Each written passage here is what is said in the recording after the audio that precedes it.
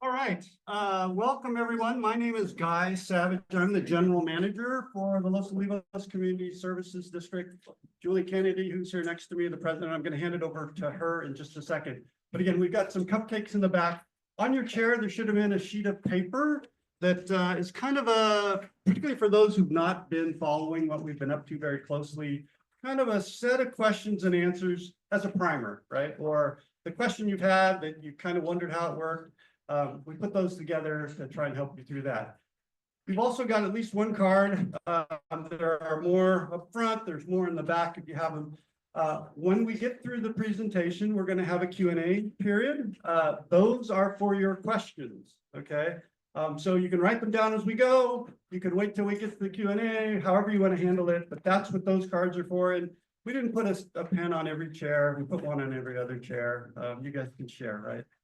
With that, I'll hand it over to Julie. Thank you all for coming out tonight. Are we on? Yeah, Yes, okay. You gotta eat it. Sorry, not used to this. All right, if you can't hear me, please raise your hand. I'll try to speak up. Again, thank you everyone for coming out tonight. I know, wastewater is not the most exciting way to spend an evening, but this is a really important topic, not only for the environment, but our health and, honestly, even our property values. So what we want to do tonight is present to you all the different options that we've been working on. Get all your questions answered. We really want to make sure everybody leaves here feeling comfortable that they understand the various options, because we're looking to you to help us determine what is the right solution for this community going forward. As you'll see, the board is going to be voting on this soon. So your input is really, really highly, highly valued. Also want to just mention that because the workshop is really about, we really want to make sure that everybody has ample time to get all their questions answered. So if you have comments of anything that's not regarding wastewater, like, the chair setup in here, the heat in the room, etc., we'll have a public comment period. You can address the board at that time for anything. Like I said, we want to really try to make sure everybody has ample opportunity to get their questions answered and make sure that they understand all the options that we're going to be presenting to you tonight. After the workshop, we'll have about a brief recess while we kind of restructure and regroup, and then we'll move into the regular board meeting. So again, this really is a meeting for you to really understand the whole gamut of what does the wastewater treatment options look like. So please feel free to ask questions. So with that, we'll go ahead and get the meeting started. We're going to, let's see. You need another hand, huh? All right, so we're going to call the workshop to order here at 6:07 p.m. And the first item on the agenda is public comment. So if there's anybody that wants to address the board about something not related to the workshop, now would be your opportunity. Is there anyone that would like to have that opportunity? Going once, twice. Okay, gone.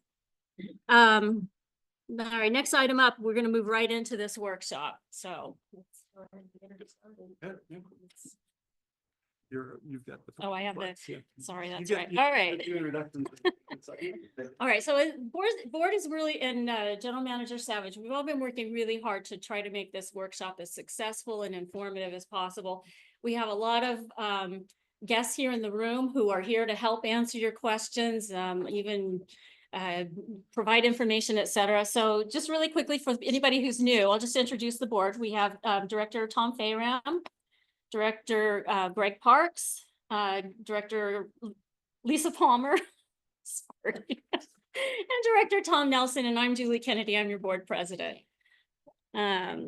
Okay, so as I mentioned, we do have an assembly of some folks here in the room to help answer questions. We have Supervisor Joan Hartman, Megan Dietenhofer from her office. We have Harvey, I'm gonna mispronounce it, Packard from Regional Water Quality Board, and Cecile Blancart from Regional Water Quality Board, Jason Johnston from EHS, and I think we have on the phone, right, Tristan? And Tristan Bounds from Region. He helped us with the step effluent study, one of the options that we'll talk about. And then Carrie Poitras from Stantec. Also online. Okay, also online, thank you. And you forgot Greg at the top.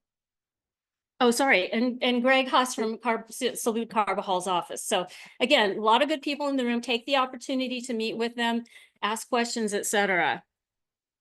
Okay, so what we're trying to do here tonight, like I said, we're bringing all the solution together. We're going to go a little bit deeper into it, but this is roughly what we're looking at on our timeline. We're right here tonight where we're looking for the community input in terms of what is the preferred solution for dealing with the wastewater in this community. In either late May or at the June meeting, we're going to be voting on a technical direction based on your input. And then we're going to launch off into an 80% design. And that's going to provide us with the opportunity to get a lot more detailed data, including costs, which is, I know, I'm really high on everyone's list. And then the goal is by late 2026, we're ready to do a taxpayer vote where you'll have the opportunity to vote on the solution. All right, so here's just a little bit about this evening. So again, trying to get everybody on the same page, answer all your questions about the potential options for wastewater. Want to make sure we get your questions answered. We want to definitely get your input and discuss what the next steps are. So again, your input, really important tonight. Okay, again, I just want to mention also that we are in a workshop. So this is an opportunity for you to have a lot more freedom in terms of the questions you can ask, the ability for us to answer. It's not the rigidity of the board meeting for those of you who attend.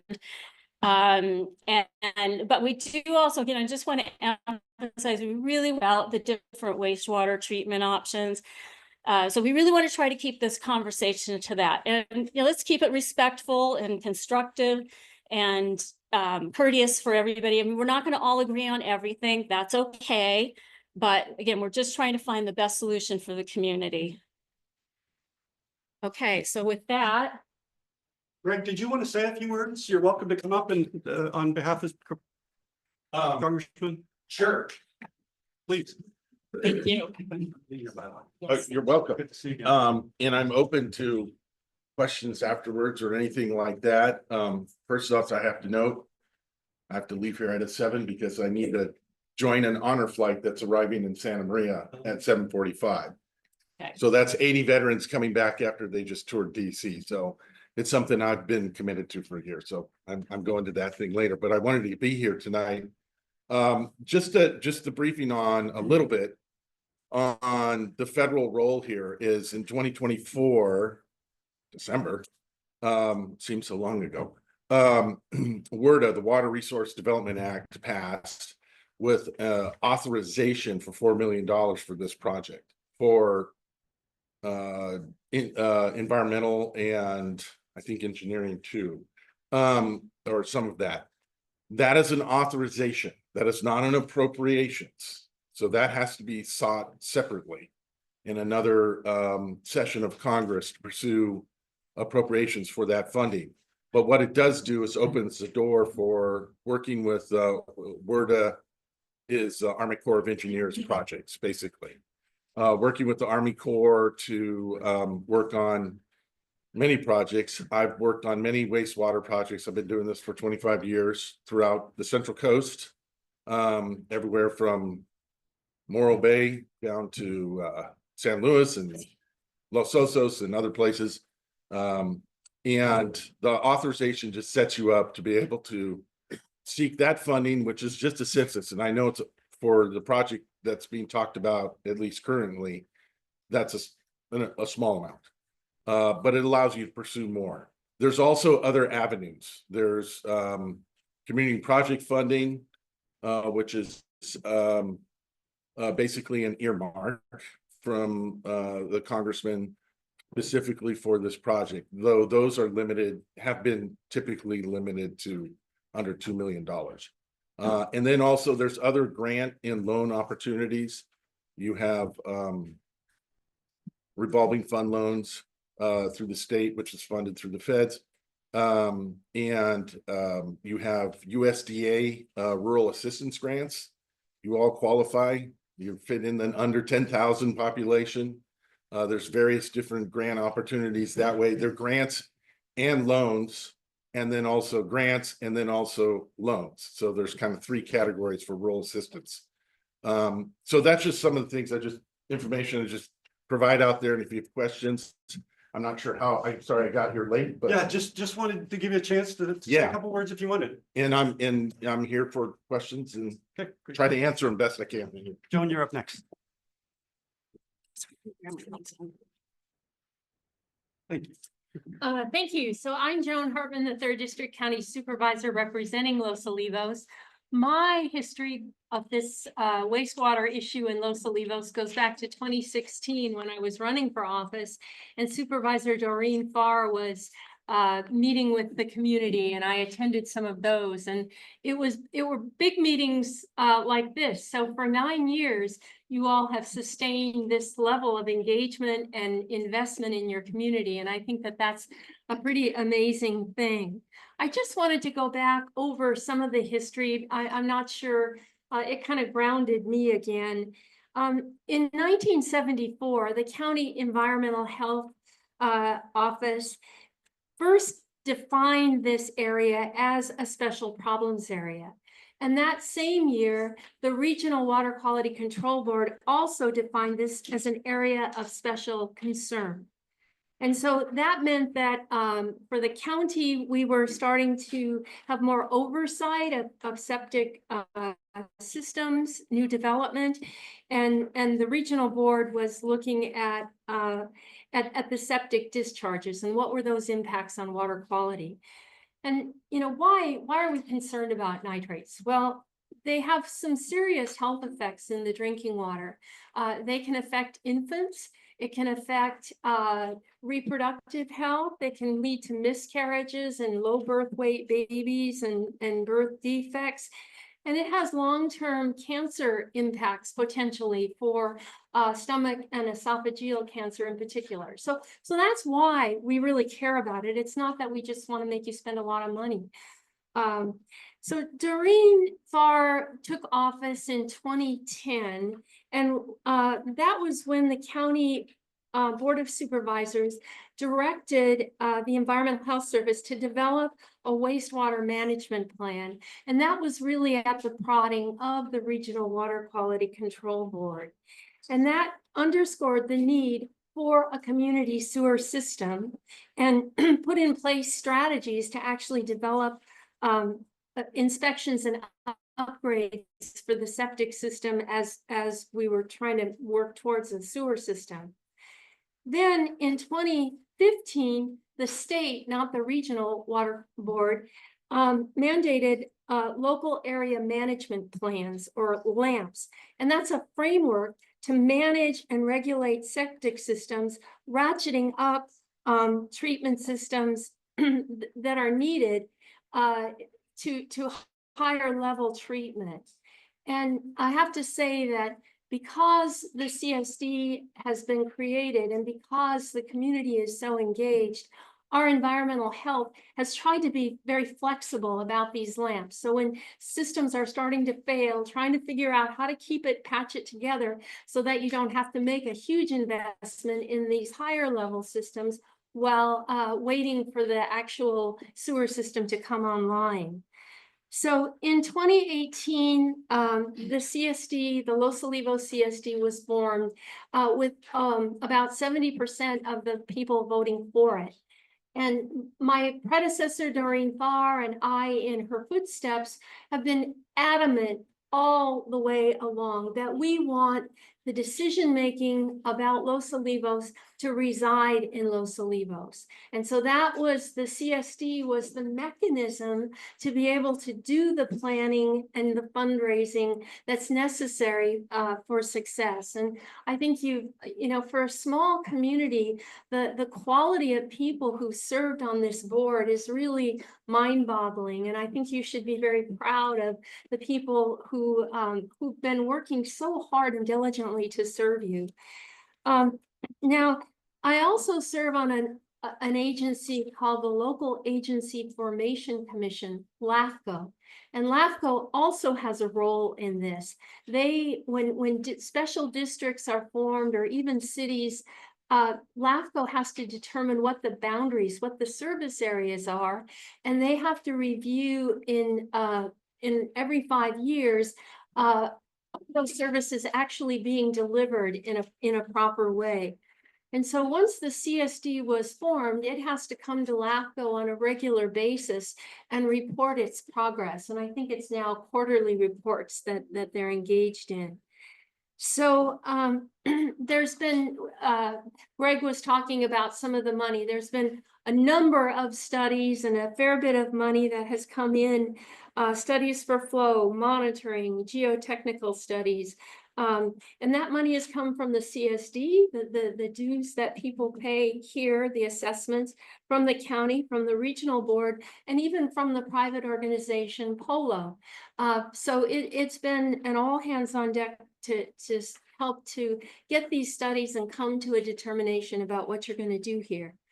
So now is the time, finally, after all these years, for a collective decision and commitment to what you're going to do here.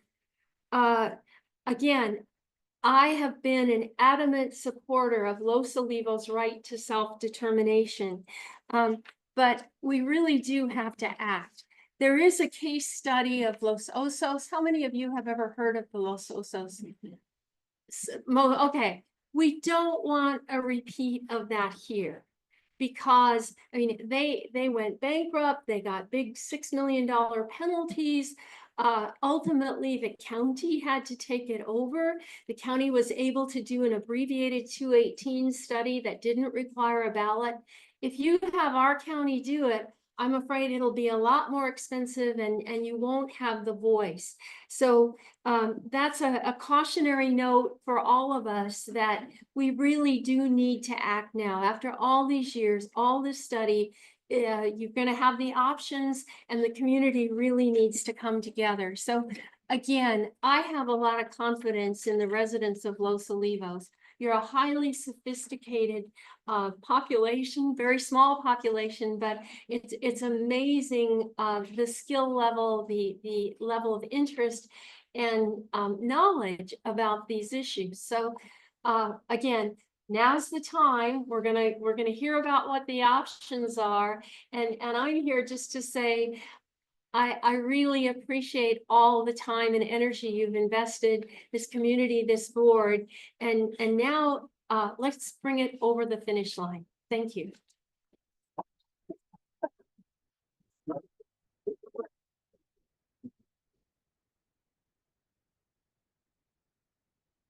Okay, that was the introductions, and she took my entire slide here about what the history looked like.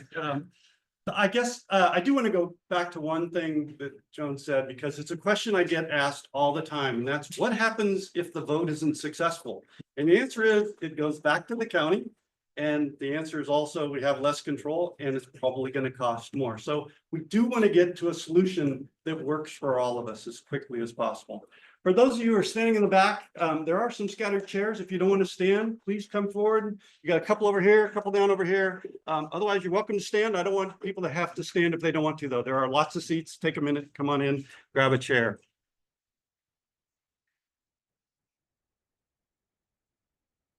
Any chance you can turn up the volume or not? That is as loud as it goes. I will shout into the microphone. How's that? Is that better? A little better? I'll point it right at you. Okay.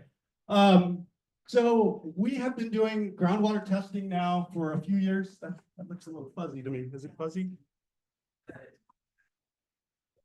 It was clearer before.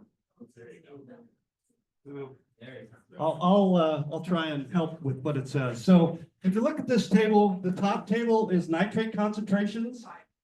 We have 5 wells, 1, 2 across the top of the district, right along Highway 154. 3 and 4 are right at Olivos Street on either side of the district, and 5 down right by the bridge. And so that's where the 5 wells are. The numbers are important, but the really important numbers are the ones that you see in red. That means we're over MCL, maximum contaminant levels. So what's the legally allowed limits? We're over in all those areas.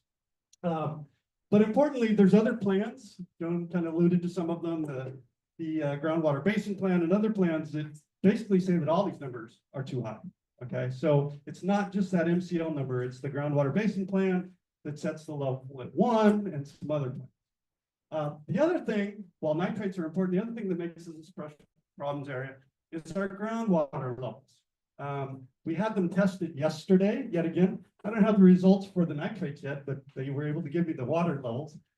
I realize you can't see this too well, but wells 1 and 2 were right around 24 feet. So you go down from the top of the ground 24 feet to hit water. Down by the bridge, you go down 5 feet to hit water. Okay, so think about that for a minute. Anybody that has a seepage pit, right, that's going right into the groundwater table.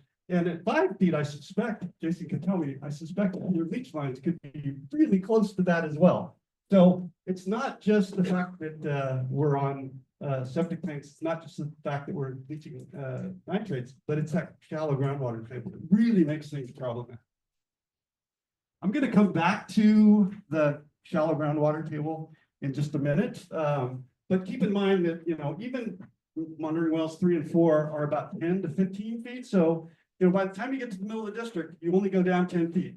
As you get to the bottom of the district, as it looks on this map, you're at 5. Okay. Everybody wants to drop something, including me. All right, so you guys have seen this slide. There's a copy of it on the wall over there. What is a wastewater treatment system? It has 3 processes. They're all the same. It's just a question of how you do it, right? You collect, meaning you get everything from a house and you send it somewhere to where it gets treated. In our case tonight, we're going to be talking about gravity-fed collection. That's what most of you are familiar with, right? It's just a pipe that comes out of your house, goes to the street, into a sewer main, and then off to somewhere else. We're going to be talking about effluent only, with an effluent only system, and I've got a picture of it over there on the wall, and I can talk more about it if I need to, but with an effluent only system, you have a tank on your property.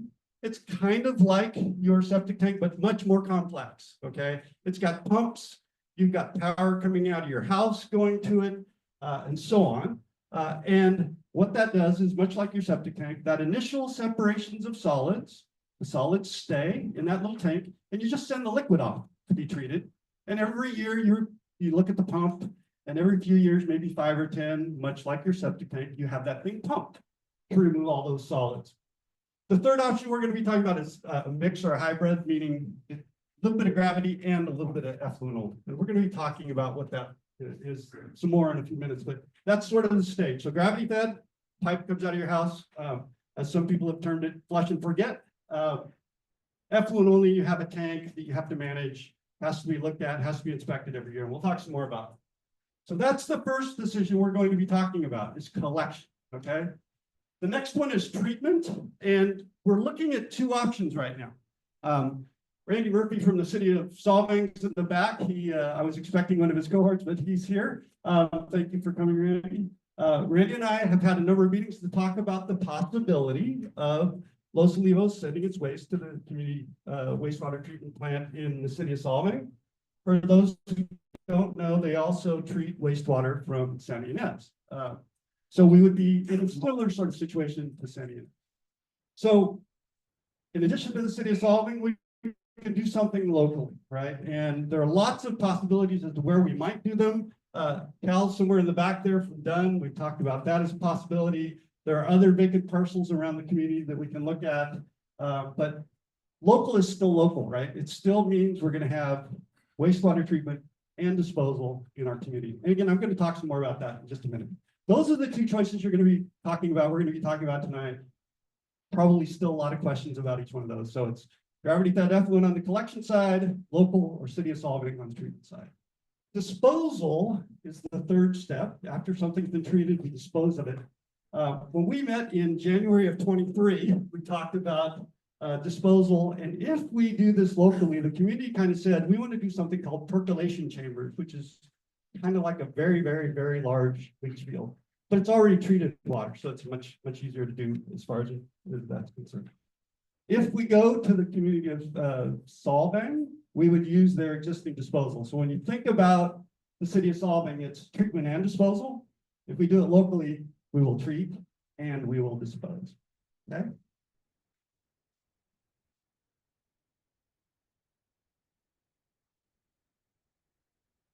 All right. I mentioned the 2023 workshop. This is a brief recap. For those that were there, the group was maybe a little smaller than this, but pretty close in size. We were over at St. Mark's. This is what they said, and there were, I think, 75 people that responded to my online survey after the fact. This is what they said was important to them. Cost was number one, both capital cost and O&M, operations and maintenance. The location, at the time, we were really only focused on a local treatment plant. The people were very concerned about the location, understandably. Ownership and maintenance, that was as much to do with the treatment plant as if we did the whole conversation about effluent tanks and how that might look. Still a very, very important thing on all of our minds. This is potential for growth. We don't want to implement a sewer system that induces a bunch of growth in our community. The treatment plant footprint rather in size, that hasn't changed, but people are very concerned about that, right? We don't want to have a large plant. We want to keep it as small as we can. Potential for odors. Of course, nobody wants to smell a sewer plant if you can help it. View shed impacts, we don't want to see it, is what people were basically saying. And then there was a good push for people saying, look, let's not just look at tried and true, make sure we at least explore some innovative ideas. I think over the last couple of years, we've done that to the extent we can. And that's part of what brought us here tonight. All right, so before I dive into our first couple of systems, I did want to spend just a minute. I'm probably going to have to rely on Jason if I need to here, and talk about something that we've talked about a number of times, these advanced on-site systems. I don't think this is a conversation that's quite gone away. And I think there are some that still think that maybe this is the solution. Remember I said we've got a very shallow groundwater table? I said it's at 5 feet. You have to be able to, even with advanced on-site systems, which, as I noted in that one-page flyer that's in front of you, they do a better job of extracting nitrates than septic tanks, but there's still a ton of nitrates that come out of an advanced on-site system. So here's a little bit of a picture of what one looks like. Like I said, this is kind of what your layout might look like if you have leach lines at your house today. But as you can see in that upper picture, these are not simple little septic tanks. They're way more complex even than an effluent only system. You've got filters you've got to change out. You've got permits you've got to do every year. They're large. They last 25 years-ish. So if you implement one of these, you're doing it again in 25 years. Cost for these, I think Jason told us, was somewhere in the $30,000 to $70,000 range, depending on the layout of your lot, and how big a one you need, and all that sort of stuff. Region kind of reconfirmed those numbers for us. I feel very comfortable with those numbers. But the reality is, particularly on some of our smaller lots, this just doesn't work. And I've read the LAMP that Joan alluded to earlier. What it says is, if you're on a lot that's larger than 2.5 acres, a traditional septic tank's okay. All right, that's what it says. We have 14 of those in the district. All right, most of them are empty ag lots with nothing on them, no homes on them. Plus the school, which is kind of a unique case in and of itself. For those, okay, you could do a traditional septic. If you look at the rest of our community, and Jason may throw something at me here in a minute, but when I think about the use of advanced on-site systems, given our water table, given our existing contamination of our groundwater table, anything under an acre definitely should not be on an advanced on-site system. Is it allowed? Yes, technically, but given our water table, those people should all be on a sewer. There's no question in my mind. That is about 250 of our 350 lots. Okay, so 2/3 of our community has no business on these at all. that kind of leaves the folks that are in that 1 acre to 2.5 acre sort of band. But if you look at the map of where the lots are, many of those are too close to something else. And in many cases, it's this last one. You got to be 100 feet from a creek in order to use one of these things. You think about that, and that's like from here to, I don't know, maybe over across the street to Big Mountain, I'm not sure. But it's a good distance, right? You got to be a long ways away from creeks. And then you look at some of these other required setbacks, 5 feet from a property line, 8 feet from your house, 5 feet from where your water comes into your house, so on and so forth. That's the basic struggle with these for us. We've got too many small lots, a very shallow groundwater table, and quite honestly, with these setbacks, unless you're on a fairly large lot, it's tough to do to fit those in. If you got questions, scribble them down. We'll get Jason to answer them. I'm going to move on. All right, so said we talk about collection, treatment, and disposal. And this is just kind of a picture of what those words were earlier, right? So you have a source, your house, your business, whatever, and you have lines that come out of it. And again, we're going to be talking about gravity fed, kind of the flush and forget. Effluent only, you have a tank, and we send just the effluent off for treatment, or a mix of those two. You have treatment, right? I talked about this before, either somewhere locally within the greater boundaries or the greater area of Los Olivos, or City of Solvang. And you have disposal, which again would be either local or the City of Solvang. Okay? Just reiterating what I said before, just to kind of put a picture behind it. So for those of you who attended the August workshop last year, August of 24, and it's online if you want to go see it, we had about an hour of discussion about collection. And one of the things we did is we walked through some of these pros and cons, and we had the folks that are online with us tonight from Regen and Stantec to help talk about solutions both on the collection side as well as kind of into the treatment side, but we were really focused on collection. So out of that came a number of kind of subsets, much like this one. And what I was trying to do with this is kind of help people understand what are some of the pros and cons of these two system types from a collection perspective. I've got another one in just a minute for treatment and disposal. But installation, I think this is important. Remember, that was number one in January 2023, right? What's it cost to build one of these systems? Gravity-fed collection, and I'll get to the cost, and they're on the back of the sheet you got in front of you. But gravity-fed collection is about $6 to $8 million more based on our current estimates than effluent. Okay, so that's the pro on the effluent side. Construction disruption, meaning when we think about what's going to go on in our community as we're building this thing, gravity fed, if we do all gravity fed, we're going to have to dig a little deeper, right? Because you have to be able to dig to allow gravity to let that stuff flow. Whereas with effluent, we'll be down about 4 feet. And it doesn't really matter within the community how deep or where you're at, rather in the community on the effluent side. That's a pressurized pipe, so it'll be under pressure. So you can go up little hills and that sort of thing. So that's kind of the pros and cons on the construction disruption. In both of these cases, and I'll talk about this more in a minute, but in both of these cases, on your lot, you'll be responsible for things like the lateral line. I mean, what goes from your house to the street? The board hasn't fully decided yet what the role of the district would be if we had an effluent-only system in managing and maintaining the actual tanks. But we would help with contracts, that sort of stuff at a minimum. If we end up deciding we want to pursue effluent in more detail, that'll be another conversation with the board. You all can weigh in on that one as well. On the gravity side, from a partial impact, so you have your existing septic tank. It can either be removed or demolished in place, basically left where it is. You fill it with gravel or some other suitable material, and then you can build your deck or whatever you want to do right up at the top of it. On the effluent side, over there as a con, is you have a tank that remains. That tank, as I said earlier, has to be looked at every year. You got to look at the pumps, that sort of stuff. And there's reporting that has to happen. So we know what's going on with all. So on the responsibility, so one of the things we were talking about, who's responsible for these sorts of things.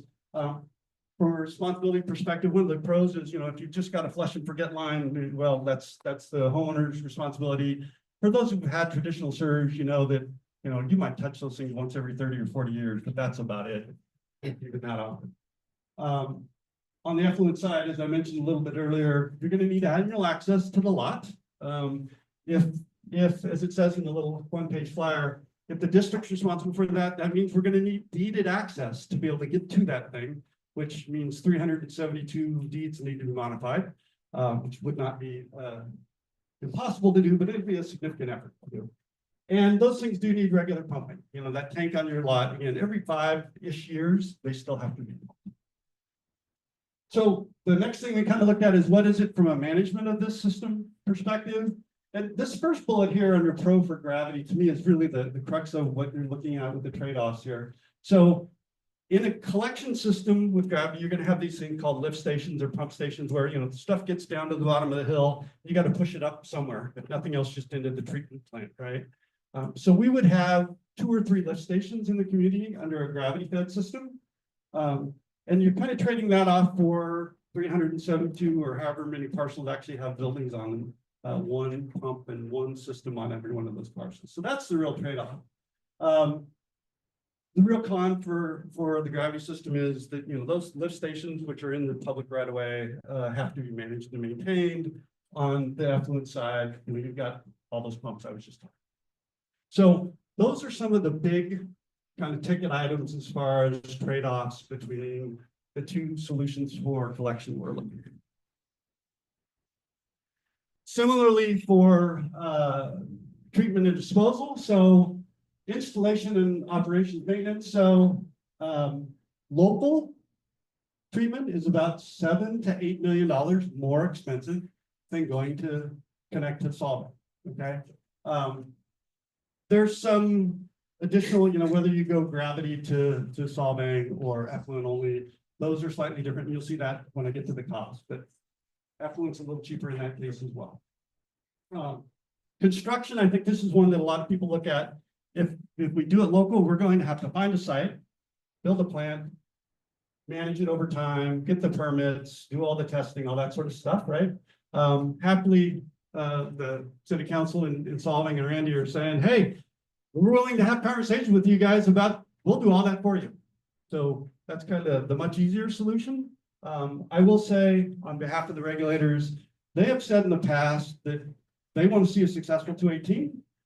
Local and connecting to the community of Solvang are both viable options that they would support if we can get a successful 218. So if you ask them, do they have a preference? They might say they have a preference for one over the other. They like consolidation, so they'd probably say connect to the city of Solvang, but both of them are viable options from their perspective. Fair? Yep, they're not. Okay, good. So treatment plan, again, you have treatment in the community, that sort of thing. Nothing in the community if we go to Solvang. Oops, I skipped over management completely. So one of Joan mentioned earlier Los Osos, and I worked for the County of San Luis Obispo for over 20 years, and I was in a senior management position when Los Osos went through its debacle. I watched them blow $10 million that they're still paying off if you live in that community. So getting this right now is really important. But the other thing that I learned from that, and in talking to Los Alamos, talking to Randy, talking to others, is what does it take to manage your own plant? And it's not insignificant.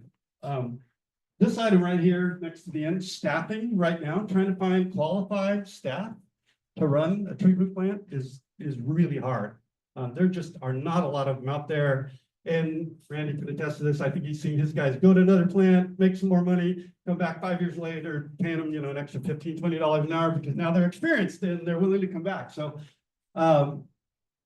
that's a problem that, particularly for a small community with a small plant, it's going to be really difficult for us if we decide to go down that path. Not insurmountable, but just know that that's going to be a tricky one for us. One of the big cons, and I'm going to address this one straight on with connecting to Solvang, is there's going to be a line that goes down Alamo and Pintado. All right. And there's been a lot of discussion about what that really means. Remember, January of 23, people were very concerned about growth inducement, right? And the thinking is, if you put a line down Alamo Potato, suddenly Alamo Potato will explode with growth. I personally, I live here in town, I've been here for the years. I don't want to see growth either, you know what's kind of organically already going on. I am comfortable with the plans that we have. Now, let's talk about what this means. So we would build a line that is sized for our waste, right? It won't be sized to take waste from people that live down the Alamo Potato corridor, right? So if we want somebody to connect, well, we need a bigger pipe. We're going to sign a contract with the City of Solvang that's going to be based on gallons of waste, our waste, not somebody else's waste. So if we want somebody else to be able to connect, we'd have to renegotiate that contract with the City of Solvang. And then importantly, I think this is the piece that to me makes me the most comfortable with the whole situation. And that is, that will be our pipe. It's not like electrical lines or some other utilities that just because you live along the corridor, you have rights to connect. People who live along Alamo Potato would have no rights to connect to that. The board, if they chose to, over time, could have a conversation about that, but that's a slippery slope because if you let one person in, you basically got to let everybody in. And I think everybody here and future boards will also be very concerned about growth. So they're not going to do that right now. I can't stand here and say 100% sure all the time, forever and ever, it'll never happen. But as a long-term resident that also doesn't want to see growth, I'm comfortable with those, particularly those three kind of blocks to further growth and connecting to our line. Now, the other thing I've considered, and never talked to Randy about this one, but as you go down Alamo Potato, there are some large lots. Based on what I just described, and we might have to change our boundaries through Jones Lapco organization, who knows what all we'd have to do. It would probably be easier for somebody to build their own line and connect independently of us and send it down Alamo Potato, particularly the closer they get to Solvang, right? So if you had a large parcel and that was what you were trying to do, it might be easier to go that way than try to go through the bureaucracy of Los Olivos and potentially LAFCO and make us expand our pipe and write a new contract. It'd be much easier probably to go directly to Solvang and deal with it that way. So I don't want anybody to walk out of here saying, well, guys said it could never happen. I'm not going to say it will never happen, but the likelihood, in my opinion, is very, very, very small. Can't control politics over time, but I just don't think it's as big a concern as some people have made it out to be. I'm not trying to downplay that. I respect that. I think it's worth thinking about. Okay, so let me move then to the big numbers. And I think this is what many people really want to spend some time thinking about and what we should be talking about in some ways. So this is capital costs for an in-district solution, right? So meaning we built something in the community. This is the capital costs for that. And here's collection, treatment, and disposal. And going across the other way is effluent only, meaning tank on your lot. Hybrid collection, just let me expand on that for just a second. When we talk about hybrid, think the downtown core plus some of the small lots kind of just south of the downtown core being on gravity fed. So downtown core businesses and some of the small lots on gravity fed, everyone else on effluent. That's what we mean by hybrid, okay? And then good old fashioned gravity collection. So you can see the cost. Collection goes up, that $6 to $8 million I was talking about before, right? On the left-hand side here, effluent only is about 21.6 million. Gravity fed's 27.9. Treatment's the same, because no matter what we do in the local community, costs the same. Same with disposal, getting us to numbers that are 46.7 million to $53 million. Now, these numbers are all based on 30% designs. Now, what does that mean? That's kind of like a preliminary design, right? Anytime you go through any sort of construction, you say, well, what's it going to cost me? And you kind of do a rough design, right? We call that a 30% design. That's what these numbers are based on. What does that mean to you? That means those numbers are going to change. I like to think when I look at them and based on talking to some of the local contractors about certain pieces of this, I think they could actually come down a little bit if we move quickly. If we wait 10 years to build something, they'll be bigger than this, right? We all know that construction costs go up forever. They don't ever really come down. But I think those are fairly conservative numbers. So I think they're in the ballpark of what we could pay. In fact, might be a little high if we move quickly.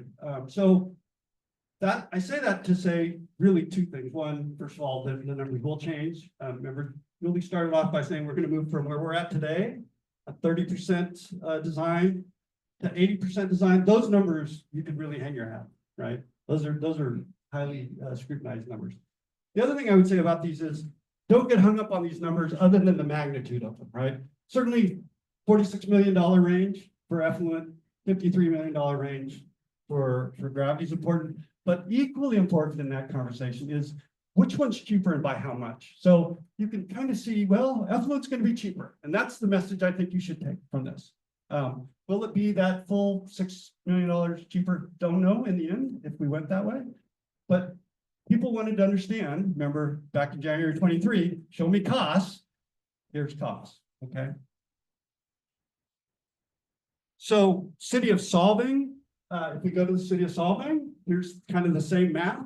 The numbers change a little bit. So collection, we've got collection that has to go down, collection lines that'll have to go down to Sunnyfield Park. So that's included in the collection number. And then treatment and disposal is combined here based on some estimates from the City of Solvang.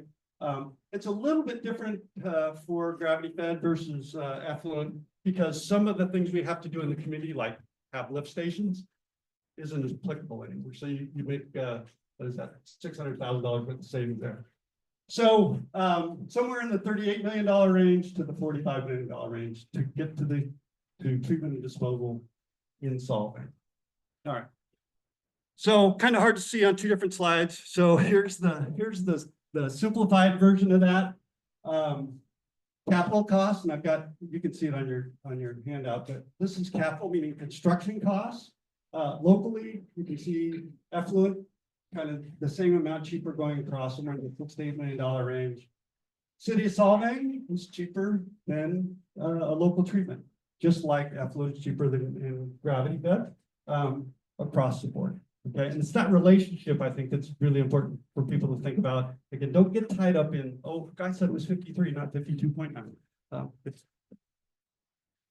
Then on the operations and maintenance side, this is what it looks like, again, local versus Solvang. I was reminded yesterday, and since I'd already published everything, I didn't update the numbers, but the local numbers are probably a little bit low on this slide because I didn't include all the permitting and I've forgotten about all the permits that you have to do and all the monitoring and such. So it's not in the local number, but it's in the Solvang number because they already do that. Similarly, some of the effluent numbers going to Solvang may be a little bit higher than they should be, and maybe they should be a little bit lower. But again, order of magnitude, you can get a sense for what this looks like, right? So before we go to Q&A, I want to say a couple more things about this. So Greg Haas, thank you again for coming. I know you got to go in a couple of minutes. Talked a lot about grants, and I think that's critically important for what we're trying to do here. I don't expect that we as a community will pay these. I expect we will get grants, right?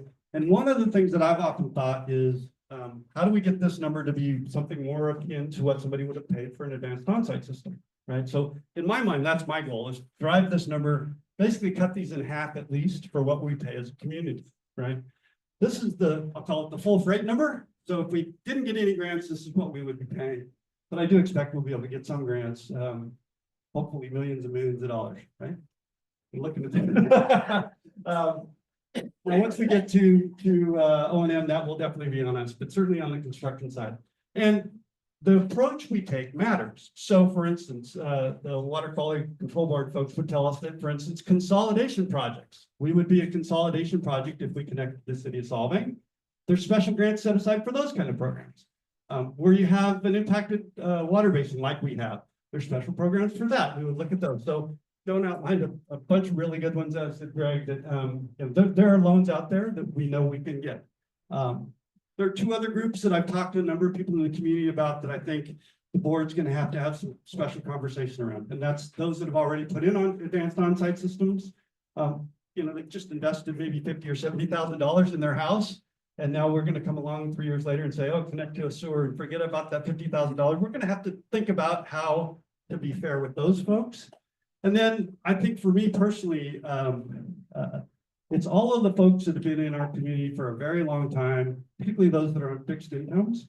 You know, if you're, I'm just gonna make up numbers here, if you're making $40,000 on Social Security Social Security rather, a year, and that's your income, it's gonna be kind of hard to afford a sewer like this, right? So there are certainly special grants for folks that are in that situation as well. But I think the board's gonna have a good conversation about how do we help people who are in that sort of a situation get onto the sewer without forcing them out of our community, which I think is the last thing anybody wants to do. So those are two areas that I think the board's gonna have to talk about. And so if those are on your mind, maybe you're one of the folks that doesn't make, you know, $200,000 a year or whatever people are making these days. Believe me, at least I'm thinking about it, and now the board will be thinking about it because I just mentioned it to them. So we will be thinking about those two groups.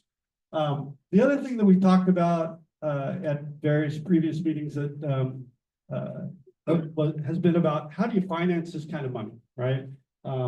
People have said, well, can you put out a bond? Well, yeah, we probably could, but we don't have to in the end. Greg mentioned state programs in particular. There's an organization called the iBank, Infrastructure Bank at the state level. They loan money to jurisdictions like ours to do projects like this. The rates are much better than what you can get as a homeowner. I think they're somewhere in the 4 to 5% right now, whereas I think home loans are, I don't know, 7%. I don't know. Happily, I'm not looking for a new home loan, but they're probably in the 7 or 8% range. So my point in that is just to say rates that we can get through the iBank are better than what we could get on the street. And we would finance this in pieces we can get grants for over 30 or 40 years. So it's not a cheap number. It's not a small number, but some number would appear on your property tax bill every year for your portion of the construction costs. Now, if you look at that sheet, one of the things that's listed on there is something called assessment engineering. The assessment engineer who we would have to hire is the person that makes the calculations to decide based on various attributes of your parcel, who pays what. So for instance, I think it's safe to say commercial buildings, you're going to pay more than residential, right? And I'm talking about construction here. It also applies to operations and maintenance because commercial buildings tend to use more liquid, right? And therefore have higher costs. But on the capital side, construction costs for commercial is going to be notably more than residential. The other big thing that is used is lot size. And the reason for that is lot size kind of touches on, well, what's the potential for this lot, right? If you've got, if you're one of the about 115 lots in our community that are less than a quarter acre, you can't do a whole lot with that lot, right? You have your house and your garage and your backyard and your front yard, right? That's about it. If you're on an acre, you might have your house, your front yard, your backyard, your pool, and still some room around your house, right? So that potential means you could be building a bigger house, ADUs, all that sort of stuff. So it will be based on zoning and things like the size of your lot. There are other factors. And that's one of the things that while we're looking at the 80% design, the board will be talking about, right? To help us drive toward the answer that I think we would all like. I know I'd like to know, what is my payment, right? Not what are we going to pay out of this big number, but what's the piece that's going to be mine to pay for on a year in, year out basis. Okay, so Jeff, you're up. All right, so again, Jeff's going to get up. He's going to give us some ground rules on this. But these cards I mentioned are for questions. Please write down your questions if you have them. You can drop them off down there by Tom Nelson, and these guys will help you sort through them. And if you've got some, we'll go around and help pick them up. If you don't have questions, don't leave.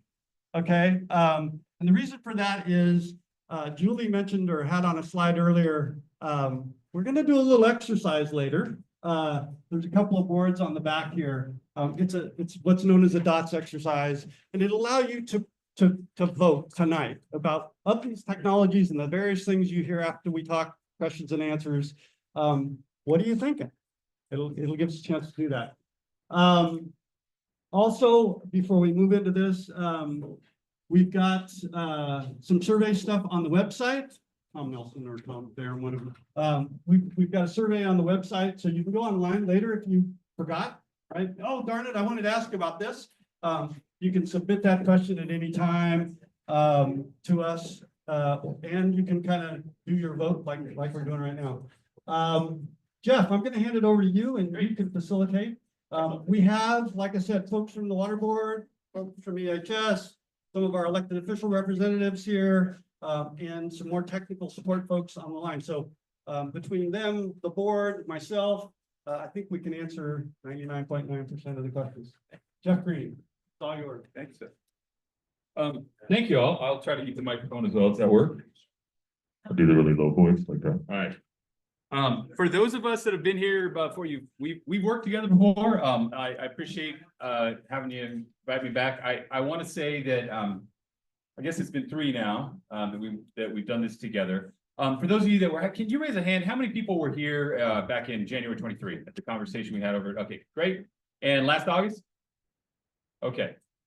So I hope you will agree. I think that this guy and the board have done a great job about trying to get as much information as we can as we go. And so what you saw tonight was the next layer. So some of this I know was repeat from many of you. But what I just want to remind us on that trajectory of how we got here is that back in January 23, the idea was I was running around with big white pads and just taking all the information we could and helping people prioritize. And we came up with that list of what the concerns were.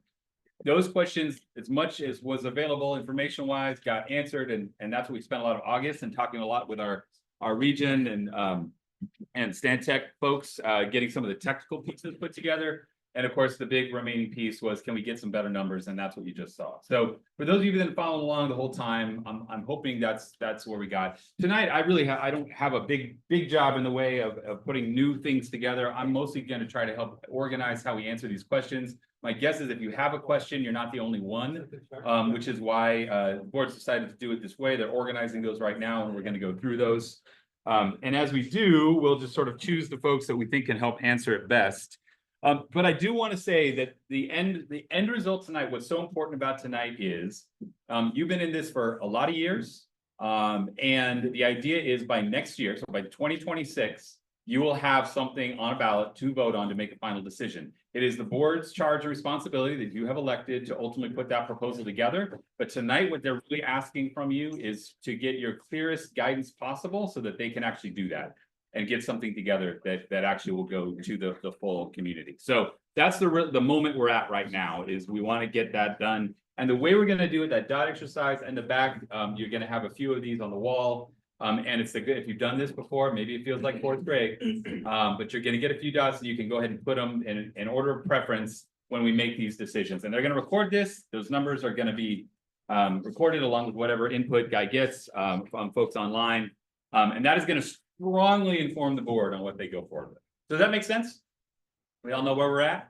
Okay. And then we do have a break and then a formal board meeting after this. So, all right, we're going to start with this. The Solvang pipeline option clearly violates existing policy in San Ynez Valley Community Plan. What is the district's plan to respond to this option in the fact that it's contrary to the San Ynez Valley Community Plan approved by Board of Supervisors in 2009?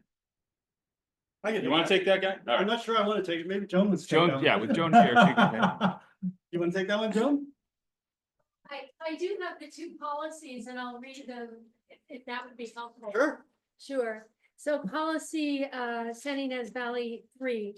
This policy emphasizes that wastewater infrastructure should be planned and implemented to protect water quality and public health. It encourages the development of community wastewater systems in areas where on-site systems are inadequate. So there's no violation there. Then there's a second policy, 3.3. Specifically, this policy states that the county shall work cooperatively with the San Ynez Community Service District and the Regional Water Quality Control Board to evaluate the feasibility of implementing on-site wastewater management plan or other alternative solutions for the town of Los Olivos, Ballard, and portions of West San Ynez. So neither of those are violated. There is we don't want growth inducing, and that is kind of a protecting the rural character of the valley and not becoming suburban, urban. That is kind of the foundation philosophy for the plan as a whole.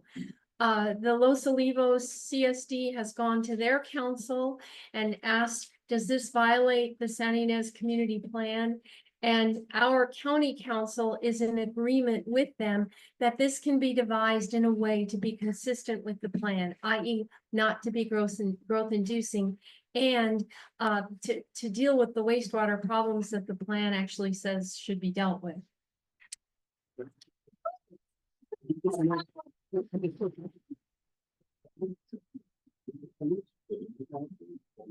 Readings of community plans usually don't get cheers, so that was really actually quite exciting for me too. All right. Start with that one. Okay, next question is, if Solvang treatment plan, is Solvang, treatment plant large enough to handle Los Olivos waste without expansion? Will Los Olivos have any ownership of the plant? Two-part. I'm happy to take that one unless Randy wants to come forward, but I'll take it. Short answer, yes. The City of Solvang manages a plant that processes or is capable of processing 1.5 million gallons a day. They've got several 100,000 gallons of reserve depending upon the day or what event is going on in the City of Solvang at any given time. They are in the process of doing an upgrade. That upgrade is scheduled to be done currently in late 28. We wouldn't connect to them till after that upgrade is done. But so the short answer is yes, they have the capacity.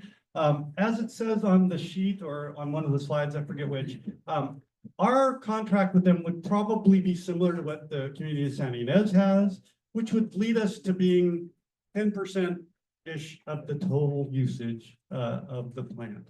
Now, I don't know if Randy and the city has plans to expand in the future, but we will have purchased our volume, so we would have what we need basically at that point.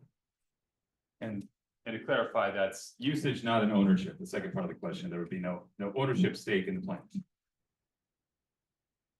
Not necessarily ownership, but they would purchase capacity, and that comes at a cost. So you would be responsible for whatever the percentage happens to be. Say Ned, for instance, has 20% of the capacity. So they pay 20% of the cost of operation and maintenance and 20% of cost of capital improvements over $50,000. So for those online and who didn't hear that, Randy Murphy from the City of Solvang just basically clarified, we wouldn't be owners, we would be 10% responsible for 10% of the cost, if I could summarize that. Right there? We own the pipe. We would own the pipe from here, everything in the community to Sunnyfield Park. Once we get to Sunnyfield Park, we would be joining existing pipes that also support the city. And so we would be responsible for everything else, just call it north of Sunnyfield Park, and we would be in partnership with the city for lines that we use from there to the treatment plant. One of the big questions that often gets asked is Ballard. What about Ballard? Ballard's not part of our district. That's a discussion for the county. What else you got there? All right. So next up, how would the line down Alamo Potato be sized to accommodate growth in Los Olivos? I think we discussed that, but you want to reinforce that notion? Yeah, so this is a slightly different version of the same question, I think. So we have done projections based on a 20 to 30 year build out of our community within the district. We would size the pipes for that and that alone. Okay, so that's how we handle, you know, if somebody, once we have a sewer, somebody wanted to build an ADU, their ADU is included in that calculation. So we did some of that calculation based on typical growth patterns within the district. Let me see if I can find another one here. Try that one. You're just giving me these because they're hard to read, aren't you? All right. This is a local versus Solvang question. Only local pro is quote complete control. What's behind our need or want to be in complete control, and what's the cost of that to us? So essentially authority over the infrastructure versus, you want to? Julie, you want to take a swing at that one? I'll try and read this next card. You want me to repeat it for you? So the idea behind the local control is that, we control everything. We control the collection, we control the treatment, and we control the disposal. We operate our own plant. We have, any future construction or improvements that would be borne entirely by the district. And some folks feel that that's the ideal scenario, and one reason for that is it would help prevent or help manage growth potentially. Versus, what was the other half of the question? I'm sorry. I don't have glasses. So sorry. Thank behind you. our needles want complete control versus, Okay. and what's the cost to us if we did that? There is some economy of scale if we take the treatment and collection down to Solvang. They already have the plant, they already have the infrastructure. So that is why the cost for a local solution does appear, it is a little bit higher, because we're going to be basically running our own treatment plant here locally. That means we have to staff it, we have to manage it, we have to maintain it, etc. So hopefully whoever's question that was, I hope that answers sufficiently for you. You want to raise your hand? Did that answer? Maybe it's up already. All right, this one is actually more of a trivia question. Which is, what is the predominant type of sewer system in the United States? Survey says. For communities, it's gravity fed, but whoever said septic is actually right, because there's more septic systems individually, right, than there are community systems. But if you're talking about community systems, the question I don't think is clear. Gravity fed, and then there are lots of different technologies for treatment, believe me, more than you want to try and stay awake trying to figure out. But one of the ones that we're looking at, MBR, for local treatment is a very common approach to treatment in communities such as ours. This is interesting. This speaks to the boundaries of the CSD. If the sewer is in downtown core only, are others within the CSD at risk? And if so, how? Wouldn't the county still want a solution for those who fell outside?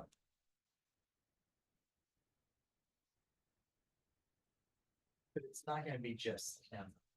So the question really is, can we just do the downtown core, or will you guys allow that? That's really the question.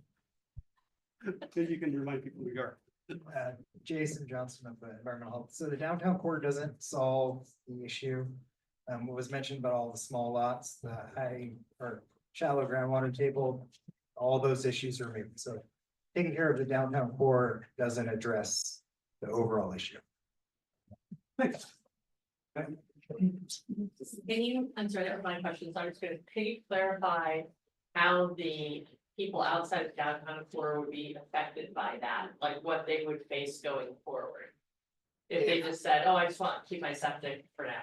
So I'm going to repeat it for those online, because not everybody, I'm sorry, Lisa, say that again and I'll paraphrase it live, or you can come up and ask it. No, so you're really asking, let me try. You're really asking, how will those not in the downtown core be impacted if you only did the downtown core? What's the impact of that?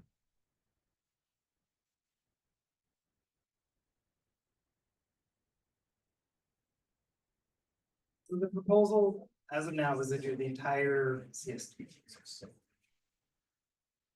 The form of time to connect and everything would be worked out with the board and the plan. But those costs are gonna happen to be determined. So I mean, that's really up to the board to determine their project. The phasing idea, which was several years ago, looked at downtown core and then phasing it. And the cost, I think, was one of the main issues with that. Is a lot of the cost is that upfront construction. So if you phase it, the costs actually go up overall.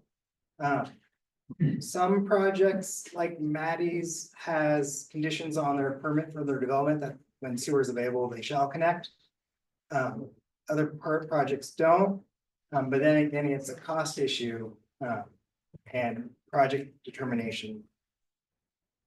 And then it would also probably come down to if not everyone connects, then it's not improving water quality to an extent. And then we're back to potential for a order from the regional board or other entity that either can't discharge, you have to cease and desist or other things down the road.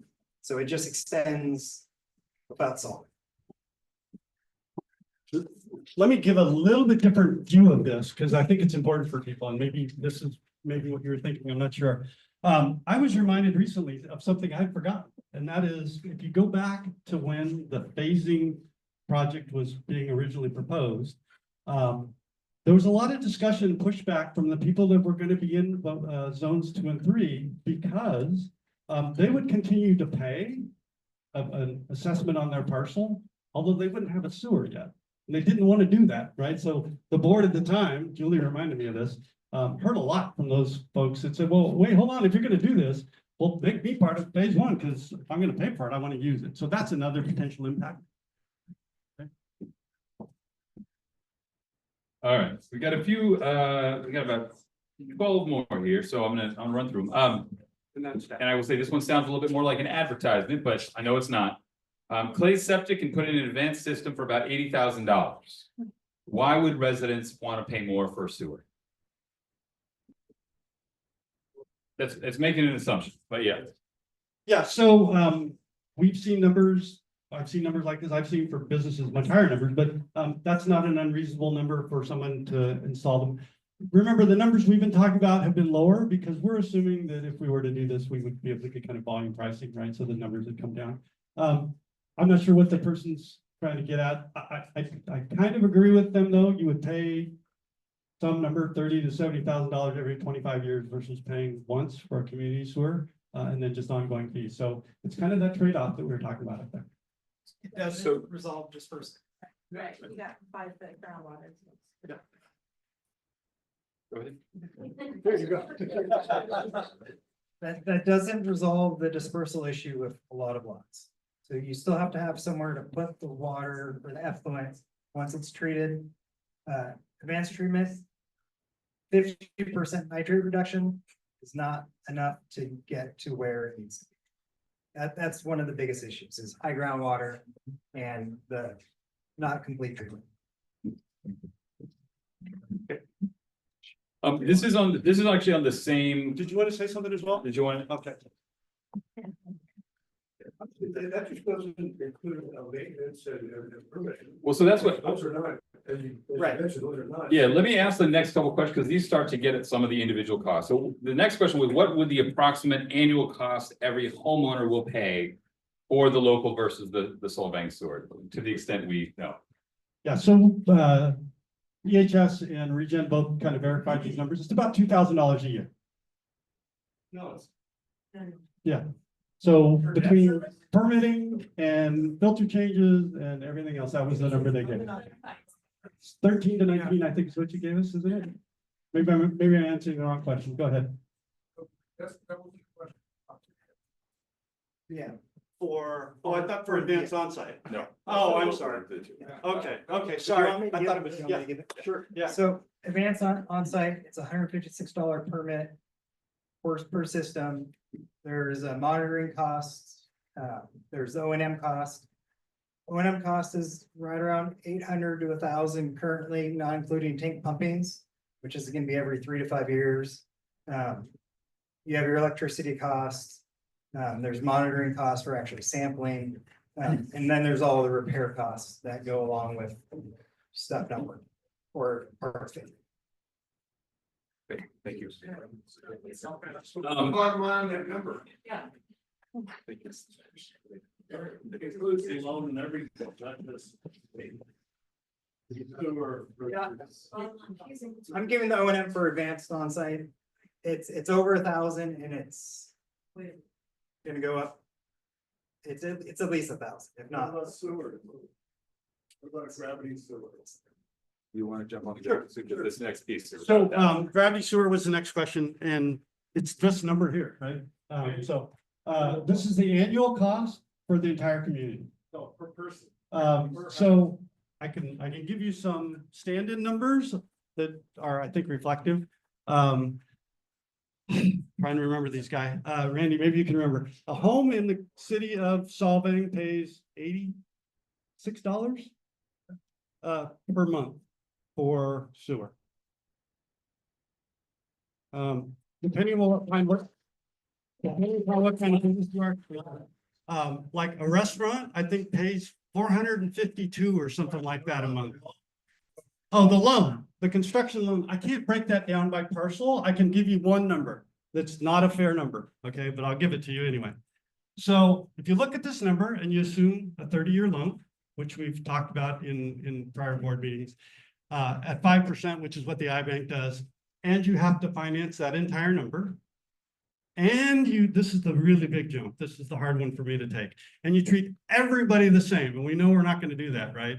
But if you did, and you said all 372 parcels are the same, the property tax impact for effluent is about $8,000 a year to $9,000 a year, and it's a little bit more for gravity.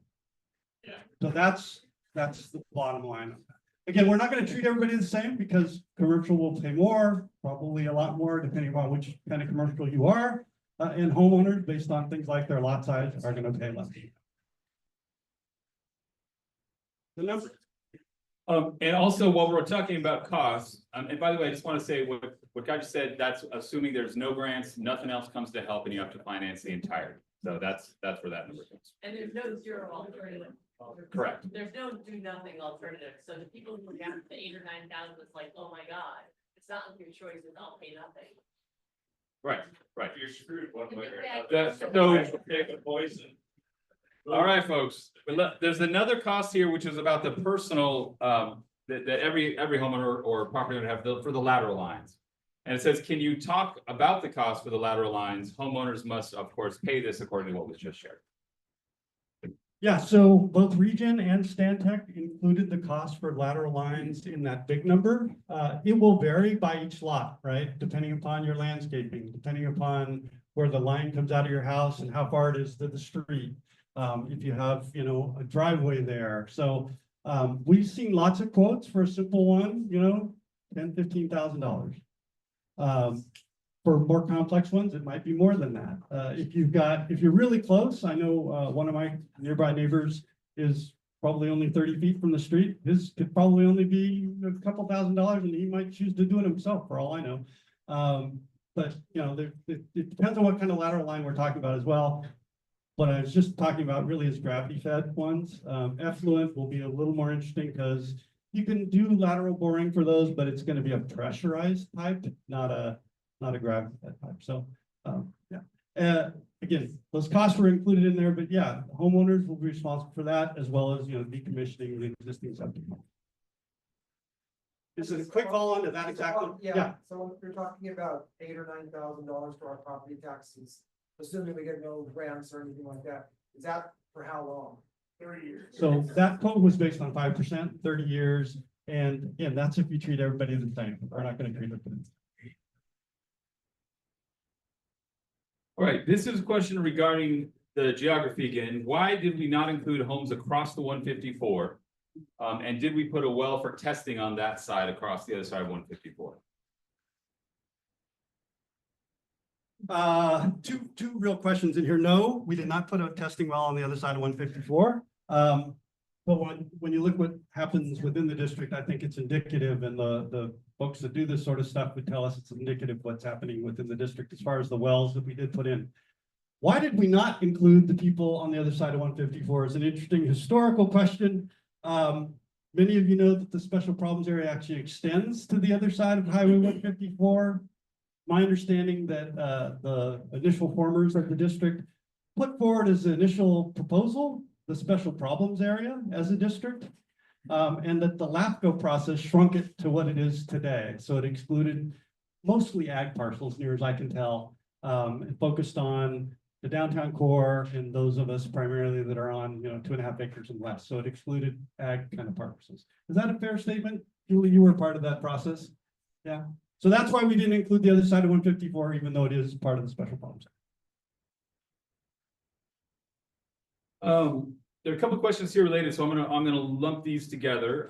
This has to do with folks outside the CSD boundary. So if I am on the other side of 154, is the way one person phrased it, and someone said, if someone isn't within the CSD, and they both were asking how, if at all, would they be impacted by a CSD vote? for a full sewer solution? Would they feel an impact? Fiscally or otherwise?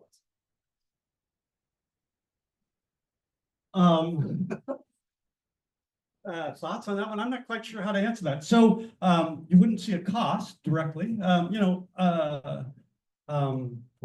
Other side of 154 impacts. I'm looking at the board here for those of you who are online. They're adjacent, so they can connect at some point. So The cost there's a comment in the audience about they're adjacent, so could they connect someday? They couldn't because they're not part of the district. We'd have to expand the district boundaries through LAFCO and all that sort of stuff. They have, so in particular, I think I'm using my own county knowledge here. I'm sure that LAFCO cut off the district at 154 because they recognize crossing a Caltrans boundary is a really tricky and ugly thing to do, and you want to avoid it if you can. So going across 154, I'm sure had a lot to do with the thought process as to why they didn't do that. But maybe Waterboard here, right into the mic. Oh, thank you. If anything, I think they would benefit from a thriving downtown community.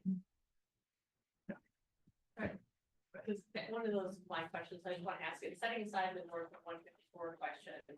Somebody who's in the special problems area, but outside the CSD boundaries, CSD people vote for sewer.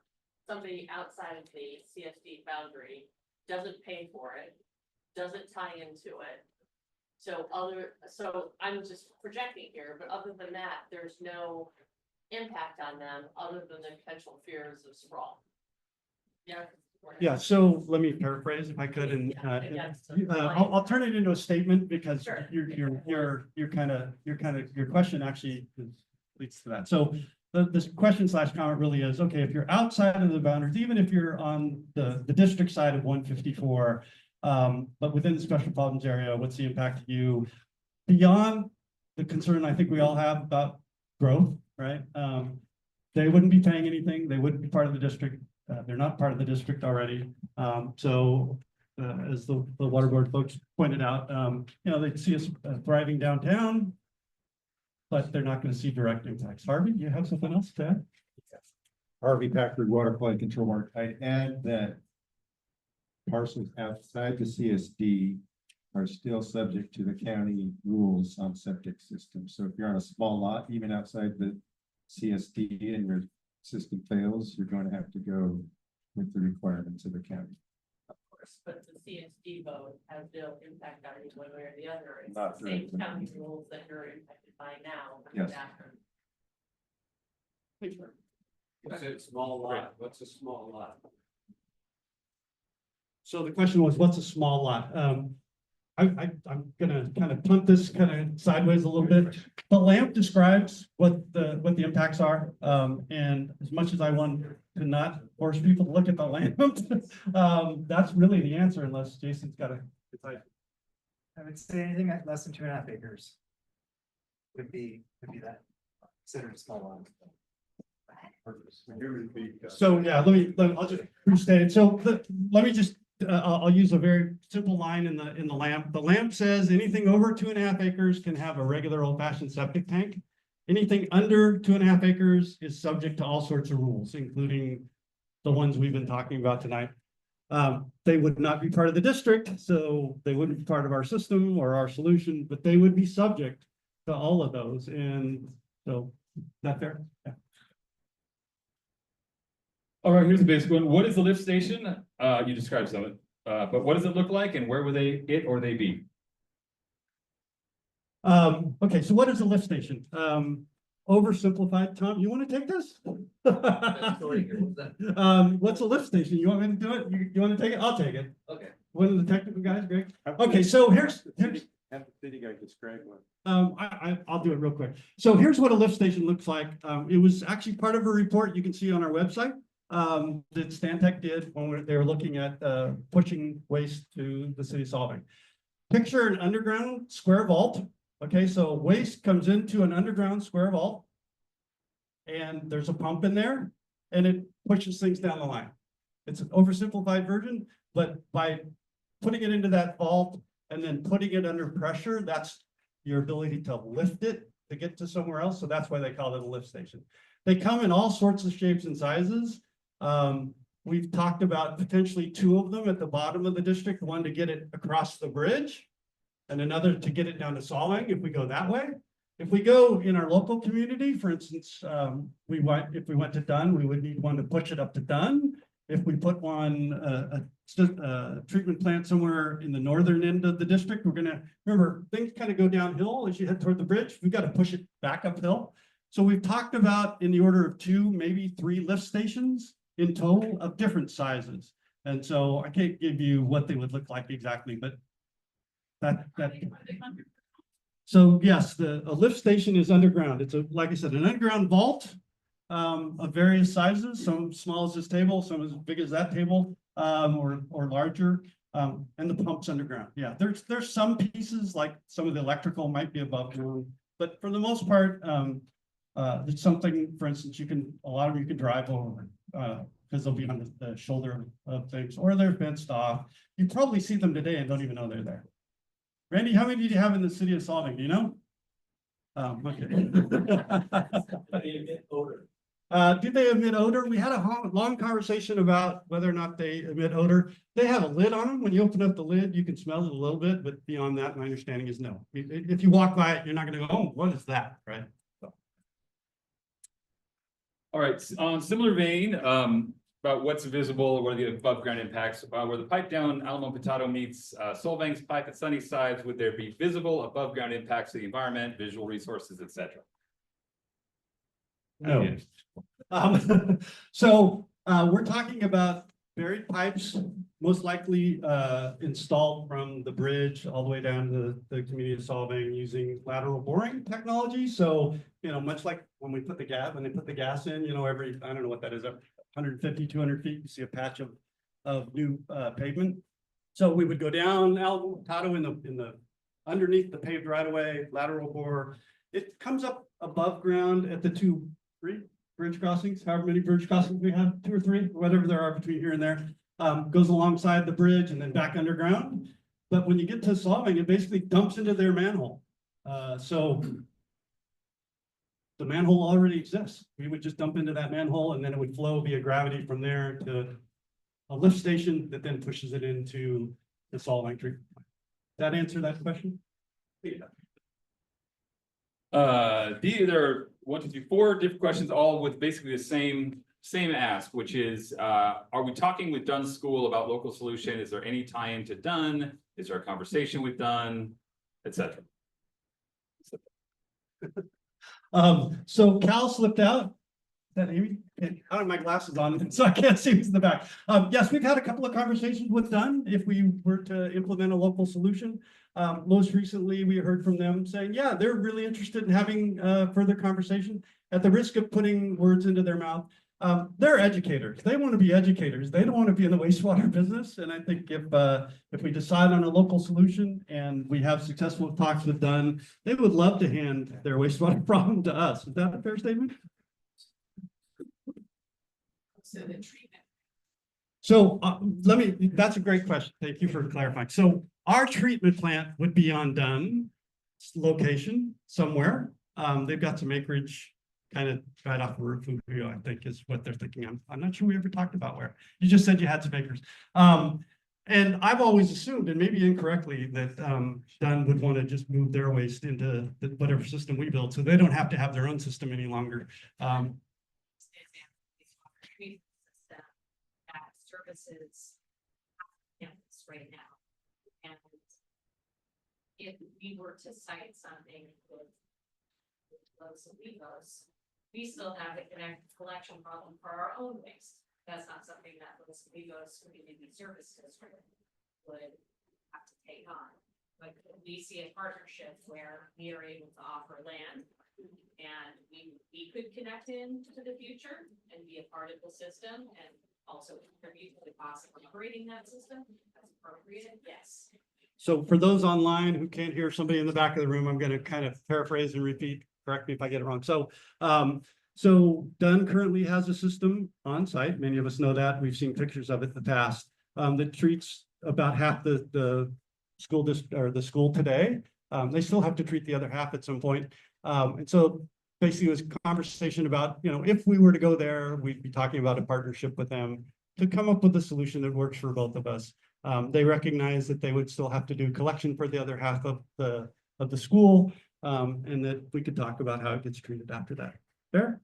Yes, say also, to the extent that recycled water gets produced by the system, we have the ability to create opportunities if there are grants for using recycled water. We have lots of campus that gets irrigated, so to the extent that the system produces that, we would be happy to take that via 56 acres minus, however many of the systems are that.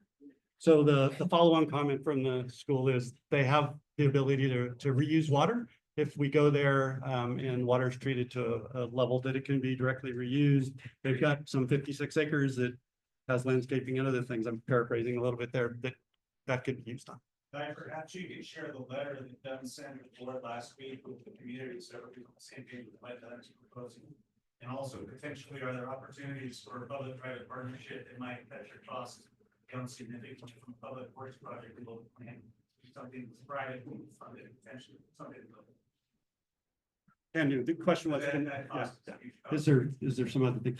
There wasn't, just to be clear, there wasn't a specific proposal that Dunn made in that letter. It was just, we're interested in further conversation. Encouraging letter. Yeah, it was a very encouraging letter, but it's not like they said, hey, we'll do this, you do that, it wasn't that level. Yeah. Cost for people that seems to be. Okay, switching topics here, a couple of very specific questions. What happens to an effluent only system when there are periods of power failure or outage? Yeah, so those tanks that are on each parcel are sized to hold a couple of days worth of liquid. So if you get beyond a couple of days, I'm not sure what happens. But like we've had a couple of 5-10 minute outages, seems like once a week lately. I'm not sure if it's, who knows why. Those, it can just hold it for a couple of days and then push it. To be clear, we're going to have to stage our flows as they go to the City of Solvang if we connect to the City of Solvang anyway. And so, effluent systems could play into that. Randy, did you have a comment on that? Randy from City. For extended period of time, we have a portable generator. We go around to operate this station, then or water well, to power them to do what they need to do. So for an extended outage, they can take care of it. So Representative Randy Murphy from the City of Solvang says they have a portable generator and they go fire those things up and I guess clear them out to address power. Interesting. You can touch some things or questions directly. You want to try? Okay. Let's hold that. Okay, I'll hold that. All right, this is about some of the capital cost comparisons we were looking at earlier. The question is, does the chart take into consideration the ongoing per lot cost of maintaining effluent only? Put differently, is the delta less than it might seem on the chart? So the delta for effluent only Effluent systems only, essentially. When Region calculated that, they included all the costs. To my knowledge, and you guys can maybe remember as well, I think the only cost that wasn't included in there was the actual electrical from somebody's house. I think they included everything else, so it includes that number. And I recall Tristan saying those pumps aren't running 24/7. They kick on for some period of time, push the liquid out, and then they turn off. So it's not a huge electrical bill, but there's a little bit of electrical. Is that what you guys Really recall? small pumps. Yeah, really small pump. So so the answer is, except for the electrical, it's in there. All right, we have a couple of questions here, going back to the question of growth and concerns about the interaction with future growth projections. The first is, can the state override and require increase in capacity and mandate hookups to meet housing shortage needs? Can the state, say that again?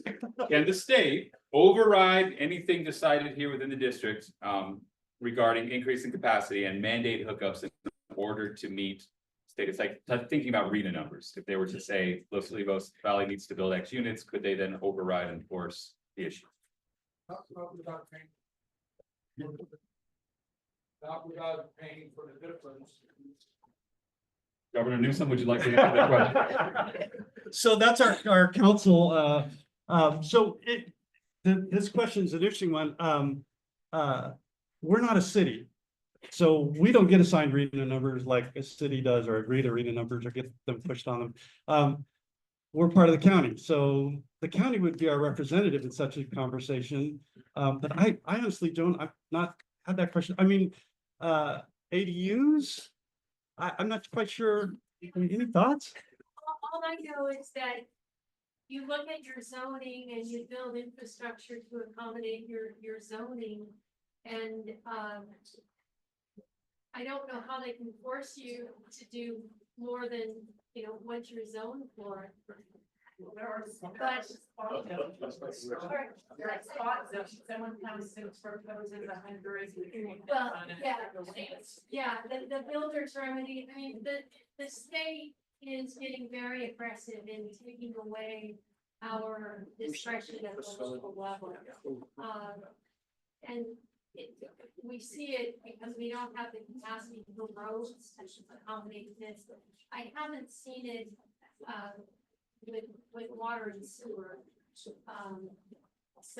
I mean, that's a good question. I don't really have the answer to it. We never would have expected the state to give away so much local discretion. There are many, many bills. I haven't seen one like this. I think the only other thing I'd add to that is, well, kind of two things. One, we're gonna size the system. And I think this is what the council was getting at, they'd have to help us pay for the larger system if they did that. They couldn't just say, do it, because we wouldn't have the capacity. The second half is, that whole RENA conversation is different for non-incorporated than it is for incorporated. Because you guys plan it in a little bit different way, right? So they don't say Los Olivos shall, they say the county has to account for this, right? And so there's multiple layers of conversation on how that happens. Right. The first time, usually it's a county number and you gotta figure out how to allocate it throughout the county. This time, the state told us you need to build 2/3 of your housing in South County because that's where the jobs are and you've got so many people commuting. So North County, of which, everything north of the tunnel is considered North County. So we didn't get the big numbers up here. They got them in South County, and particularly in Goleta. So in other words, it's not countywide, they have disaggregated, but the big growth is where the jobs are, and that's not here. Not entirely on a different point, but somewhat inversely, can we constrain the size of downtown by the amount of capacity allowed with our agreement with Solvang? Sounds like the ask is, would that actually be a tool in growth control? Tom, you want to take this? Because this really comes back to the conversation we've been having with county public or planning and development, right? Yeah, so this is an issue that we have to address with the county, because we're gonna size a system and we're all gonna pay for that appropriate size. If a property owner comes in and wants to do something more than what their allocation is sized for, we have to have some understanding with the county about what's allowed and what's not allowed. And dare I say, maybe like a can and will serve agreement, where if someone proposes something that takes their water use, I'll just use the example, let's just say the Fig Mount, for what they use so much, and now all of a sudden it's a hotel. That capacity isn't there. And so it raises a legal question, and then ultimately we will reach our capacity, and I believe EHS has controls where if we're with this, or the state within a certain limit of our capacity, you can't have additional growth. It could be a health and safety issue as well. But to avoid all of that, we need to come to an understanding that when you have a parcel that has a given capacity, you can't overdo that, because a couple of those, and now all of a sudden, as a community, we're at capacity, and people who haven't used their capacity suddenly have an issue. So it's a real equity issue that we need to address. It's a good question, and it needs to be addressed. And I think one we thought about, we just haven't had the resolution. Sorry, potentially, to go further on that question, every single house in the special province area could be considered a hotel. With the vacation stay, for instance. How are you gonna accommodate for that? I mean, it's not standard use, it's not what these systems are on. How are you gonna accommodate that? So the question was, an individual house now becomes a mini hotel. And Many. You look at the occupancy requirements for those things, that's a lot of people. Yeah. Potentially a lot of. And so for the, for the VRBOs and that type of, Airbnbs, individual homes. So they do have a limited number of bathrooms. Now you could put a lot of people in there. It's probably something that we'd have to look at in terms of the rate structure of if you're a VRBO or just a house that we all live in. That status can change. It could change, but we also know that our tax collector has, the county tax collector has records on that, and if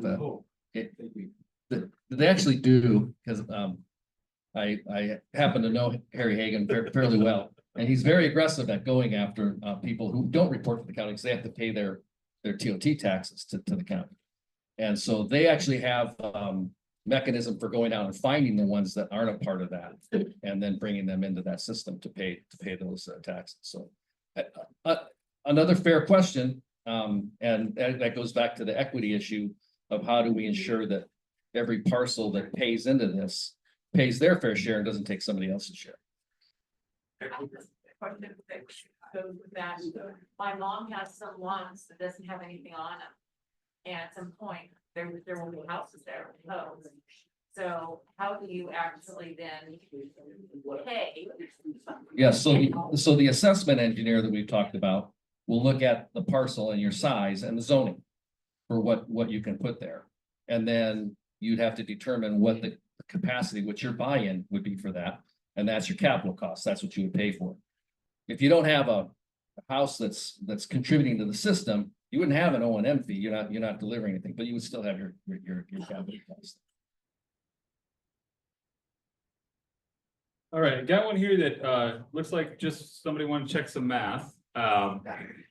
Focusing on operating costs and using the estimate of 350 parcels with straight line division of the 388,000, the gravity fed Solvang combo, that's about $1,200 per year per parcel, right? I took my calculator on my phone, it's 1108. Yeah, so that's if you treated every parcel the same, but remember earlier I said, for instance, hotels in Solvang pay $450 and homes pay $80 a month, so. Correct math, but can't really apply it at this point. And when we get closer, that's part of the reason we need to drive to, what do we want to design? Do we want to design a collection system that uses gravity fed versus effluent, or do we want to look at in detail local versus solving? And the reason we're trying to drive to this, maybe I didn't say this earlier, is to do that 80% design is several $100,000, right? So we don't want to have to do it multiple times, and we don't want to do two systems and then pick one, right? That was the point of getting to 30% numbers, to give us orders of magnitude so we can say, oh, that one's what's most interesting to me. And so when we get to assessment engineering, we'll at some point do a cost study as well for spreading the O&M costs as well. So those are numbers we can get you later. We just can't give them to you tonight. But yeah, that math I think was pretty close to what you found. Yes. Two questions more on the operations and maintenance chart there. Why, at least at a high level, is O&M for Solvang gravity fed less than effluent only? What goes into that differential there between the 388 and the 443? Between which? Effluent only and gravity fed with the Solvang partnership. Yeah, why? What explains that? Yeah, so the differences in those have to do with things like lift stations. That's the very short answer. With effluent only, we get to eliminate a lift station. Let's see, so gravity is cheaper in that case. Remind me, Tom, when we went through that, I'm trying to remember the whole conversation. The O&M. I think it's just the O&M. Oh, yeah, thank you. Yeah. So the effluent only number includes the O&M for the on-site system, right? And that's several $100s per parcel. So that's why the numbers on the O&M side of effluent are higher, because you have to do something on those parcels every year. and have permits and other things. Whereas on the gravity fed, it's just a pipe. So that's why those numbers are bigger. Thank you. Here's one. Was a public restroom taken into account in any of the discussions, and would it have an impact? I don't know what was done for the flow numbers. I will say that from the residents that I've heard, they say they don't want to pay for a public restroom. That if it's going to support the businesses should pay for one. The flows that come out of a public restroom are not crazy. They're bigger on the weekends, obviously, than they are during the week, right? I've got to believe that when we looked at flows, they considered that, because I remember it being a conversation at the time, so. Could the local businesses open their bathrooms up to visitors if they had sewer, because right now part of the limitation is sewer septic? So the comment was, couldn't local businesses open their restrooms up for commercial use by the public? And the short answer is yes, they could. They can't today because of septic tank constraints. Another question, sort of the differential between the two systems. With respect to the downtown core, would sewer or effluent only, or the gravity versus effluent only have any impact or allow for more or less growth, or is it assumed to be equal? Assumed to be equal. I'm not even gonna hand you the mic for that. All right. You know what, let me, if I could. You wanna go further? Sure. Yeah, so it's assumed to be equal. And I want to remind everybody what Regen told us. Every parcel could take an effluent system. That was one of our early concerns, that there were some parcels that wouldn't be able to have one sited on their location. They can. We did, however, say that some of them are a lot trickier than others, right? Because you've got to position a tank and so on and so forth. But yeah, from a flows perspective, they're essentially the same.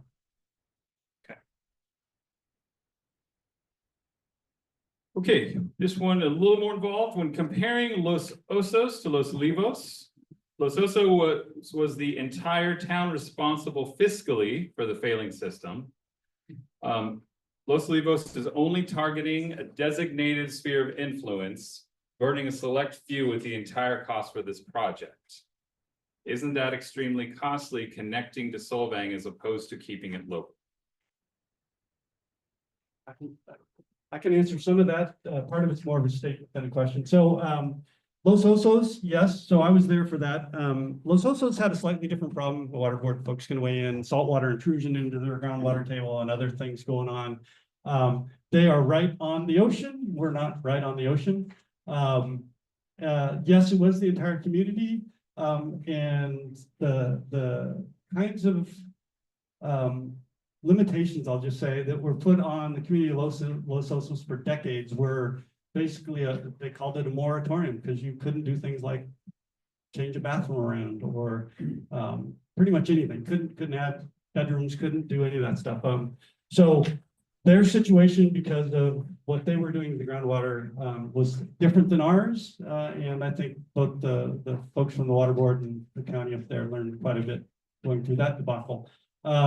A lot of what they did was mistakes on their CSDs, the Los Osos CSD, the original group that eventually disbanded. And that was costly for them. As a citizen within the district, if I do nothing else, I'll make sure we don't repeat any of those mistakes. Question, do the fees include county costs, e.g. construction, county road easement, construction to cross a creek, etc.? They do, except for, as I mentioned, some of the annual O&M numbers don't include permits. So there's going to be some more money on that side. But yeah, we're a municipality. We work with the county to put things down the road. They have requirements as to what we have to do to fix the road when we're done. So the short answer, I think, is yes. All right. Just have a few more here. This one is asking for something of a projection. What is the lifetime cost, construction, replacement, maintenance of effluent versus gravity minus gains, e.g. value added if property value increases, etc. True overall cost? Would you like to project property values into 2050? Somebody bring a slide roll. What was the question on the trick?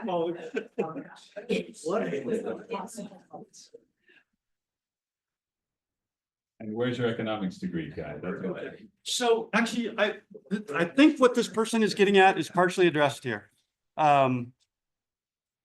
I think what they're getting at is partially addressed in some of this. I don't have actual numbers, okay? But effluent systems, you have to deal with them on an annual basis for things like making sure the pumps work. Somebody has to visually look at it. You have to pump it every 5-10 years. So there's additional costs there. Pumps, we got some numbers. Greg, Tom, do you remember what Tristan told us as far as pump failures? Every 10-15 years, you've got to really be thinking about a pump, I think it was. I can't remember it was something like that. So you got pump failures that with gravity you don't have to deal with. Electricity again, because you've got a pump and again, it's a small pump, so there's a little incremental cost there. I can't detail it out, but I think it's kind of that sort of stuff. Okay. I'm happy to have a conversation with somebody afterward. Can we assume that the CSD would negotiate preferred quantity rates for septic decommission and property pipes to connect? So I'm assuming this implies for folks that are needing to undo their current systems, would the CSD be helping to negotiate in quantity since you have multiple properties? Yeah, so this is an interesting question for those who haven't dealt with local government, even at the county level, and I'm including the county and the state actually in this. Yes, we could go out and help negotiate a contract with a contractor to do that sort of work. That's, I'll say, fairly straightforward, right? We put out a bid, people could respond. We'd probably give you a list of a couple of contractors. You can go to, 1, 2, 3. If we do the work, it's more expensive because the district would pay what's known as prevailing wage, which is a higher per hour rate per employee. And it doesn't matter who does the work, we pay prevailing wage. So yes, we could probably do some things to get a contract that people could look to do decommissioning, install laterals, all that sort of stuff. But you really don't want us to do the work for you. I think EHS probably comes in afterwards and says, yes, you've done it correctly. I will tell you, after watching what happened in Los Osos, it's a pretty simple process, actually. Drilling holes or breaking holes in the bottom of a septic tank and filling it with an appropriate material. You're done. So proper lids, all that sort of stuff. All right, we've got one more, and then do you want to try to raise Tristan on the line for a question directly to him? Okay.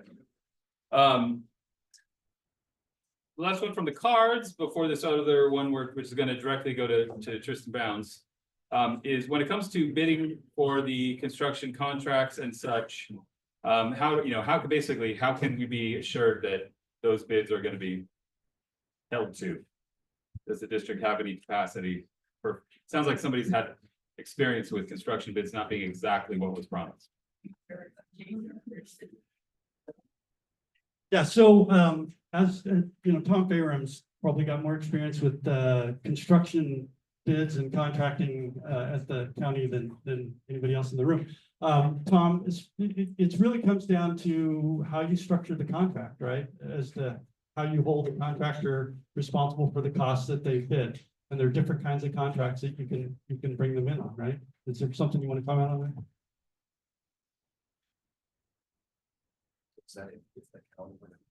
No. Just about how you hold a construction bid too. So if a public agency does a public contract, it's a legal agreement. It's like if you buy a car and you sign with the car dealer that you're gonna pay $40,000 for a car, you write the check. They don't also say, well, you know what, I think it was 46,000. And they have to honor that. If they don't, and that happened to me once. If they don't, they put up what's called a performance bond. And it's like an insurance. And if they don't do it, then you go to the bond and say, go get a contractor and finish the work for the price that was specified. So there's legal ways to make them hold their bids. So. Great. Thanks, Tom. Okay, do we have, this is really not fair to Tristan, but. Well, he was prepared to respond to questions, so All right. I'm assuming you can hear us. Tristan, I'm gonna apologize in advance. The question for you is, if it were up to you, what type of system would you install for Los Olivos? It's not up to me, but, you know, I don't know that you can go wrong with this solution. It just depends on what your priorities are. And if your priorities are cost, then there's a relatively clear solution. But, yeah, I guess my priority would be cost. So if it was my choice, I would focus on what my priority was. But again, it's the community's choice. So the community needs to make a decision as to what their priorities are.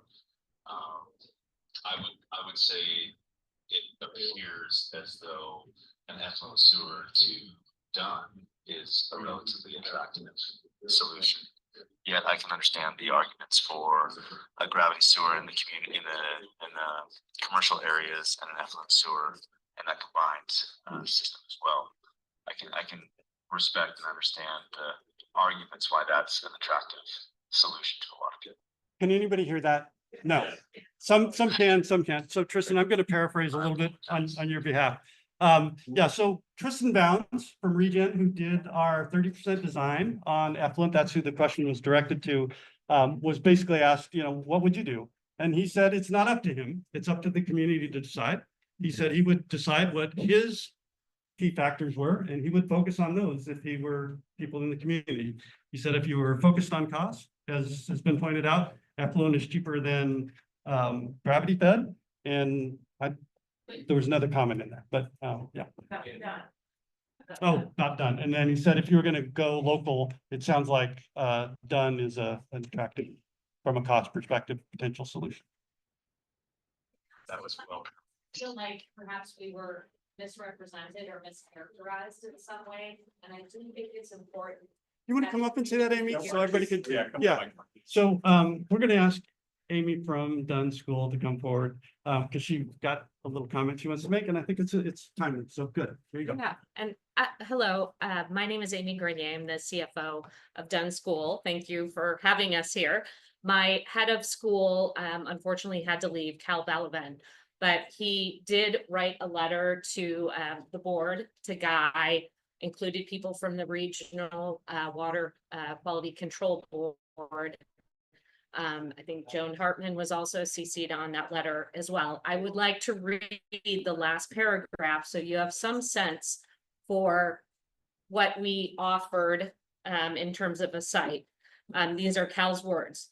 We are excited by the opportunity to collaborate with LOCSD on something that could become a true exemplar of sustainable design, of civic partnership, and of doing right by both people and place. We believe that what we build together can serve generations to come. As a next step, perhaps your board might consider empowering an existing committee or forming an ad hoc group to begin conversations with Dunn School in earnest. We're ready to roll up our sleeves and explore how this vision can become a reality. So if anybody would like to see a copy of the letter, I'm happy to share it. I can give you my email address if that's the easiest way, I'll post it. or I'll it put can be on the website. posted. I'll post it on the website. Thank you. That's easy. That way everybody can find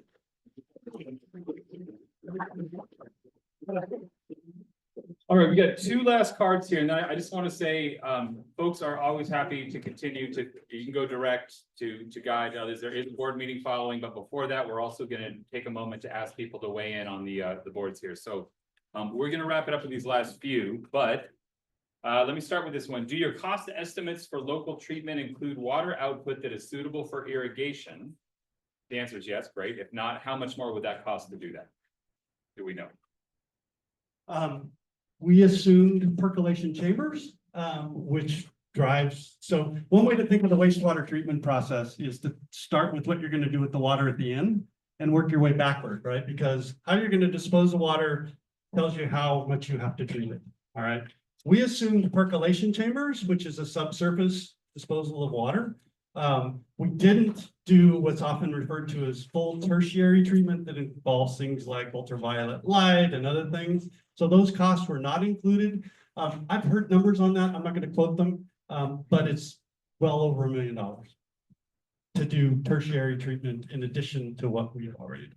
Lots of grants, I'll pay for that. There are some grants to do some of that, but yeah, it's grant world. I think we all know this. I'm just gonna say it's a little different right now, right? Yes, historically, there were lots of grants to help with that. What there will be in the future, by the time we would be ready, I don't know. Also, time of year, so there's not always a. I hope that answered you. Okay, we've got one last card. We got 3 questions on it, so I'm gonna read them all. The first would be, why would we have more control with a local system than gravity to Solvang? What advantages would we gain in exchange for taking on that huge responsibility? So trade-offs between the local system and any control we might have over it versus gravity to Solvang. Yeah, certainly. Thank you, Martin, our council weighed in, because I was thinking along the same line, we do have a little more control over the costs. We would be in a partnership with the City of Solvang if we go to the City of Solvang. So, you know, they're in a little more of a situation to manage the I'll call it final costs of a treatment plant. So that's the bottom line. There's some cost trade-offs. We would have more control over those costs. I think, at least for me, when this thing started, it was over the decision-making that got us there, that I was particularly interested in managing under local control. It was different for different people. Some might have been very focused on being able to do this. It's kind of those trade-offs that I was mentioning before. We would have truly complete control. We would be hiring the people who manage it. We would be, come on up, Tom. Yeah, we would be exposed to all the liabilities and risks. If the water board said, hey, we want to study on that, we would pay for the whole thing versus sharing the cost with Solvang. So Yeah, I think what I wanted to make sure was under, and the water board's here. When you put in your own plant, it's not points for effort. You have to comply. In other words, what comes out of that plant has to meet the standards that our permit has. You see that. And those standards can change over time as well. And so then we would be responsible for that. So I think it is the trade-off of the responsibility of doing that and having to meet those targets. And there are fines if you don't meet those targets, as opposed to an operating system that you're sharing those risks with actually a greater majority of people. So there's a trade-off there that, you know, it's a value decision on taking that responsibility, and a fine on a smaller community versus a fine on a bigger pool is something to consider as well. Just civil liability, aside from regulatory liability, running your own operation, you assume much greater level of civil liability, because things happen. So much greater liability if you're running your own operation. Okay, from a legal perspective. All right. 2 more pieces. I mean, follow on to that. but are the costs much less predictable running our own system than being Solvang? We don't know how well that's gonna go. Are the costs in fact much less predictable when we're running our own system versus going to an existing system? Yeah, so with connecting to Solvang, you get the stability of 3 communities contributing to a 1.5 million gallon plant, as opposed to us running a very small plant with a small community. So yeah, it's probably more predictable with Solvang, but you do get some control because you have complete control. But yeah. Randy, did you have something you wanted to add? I was just gonna point out that you have to comply with the rules that the state establishes. And when some of those rules change, as we pointed out, you've got to absorb that cost. When you're sharing the cost with more ratepayers, it's quite a bit. That's one of the struggles we deal with in Solvang. We've got 2,150 connections, round figures. And the changes that happen, the improvements, we have to divide that out among the 2,150. If you're operating your own plant, you've got to divide it among 350. So a bigger number divided by a smaller divisor is more financial impact. Thanks, Randy. For those. For your upgrade to do at the end of 2028, is that in the numbers we'll look at? And how much are we looking at for that? It would be, we haven't really talked specific numbers. There's a buy-in cost I think that's included in your total construction cost. And the actual cost of payments would be, it's an operation cost, so it would be part of the overall cost. But how big is your expansion? The subject to About $18 million. $18 million you got under your plan between now and 2028. Correct. So to paraphrase for those online, Brady just said that obviously the shared cost when regulations change, when costs change among a larger pool, it's easier to take and to divide up. And gentleman in the back asked for a number, and 18 million was the rough cost between now and 2028 for the next required upgrade, correct? Okay. All right, 2 more questions, and then I am going to stop us there and let you ask other questions offline, because we do want to make sure before we lose any more folks that we get some opinions on the wall. So what is the likelihood of Maddie's contributing to our system? All right, so while I answer that, or you guys have little cards in front of you, can you go ahead and distribute spreading those out Yeah, for me, please? That'd be great. We'll explain in just a minute how you're gonna use these. So the question was about Maddie's. I'll answer the question about Maddie's this way. I met with the Los Olivos Chamber this morning.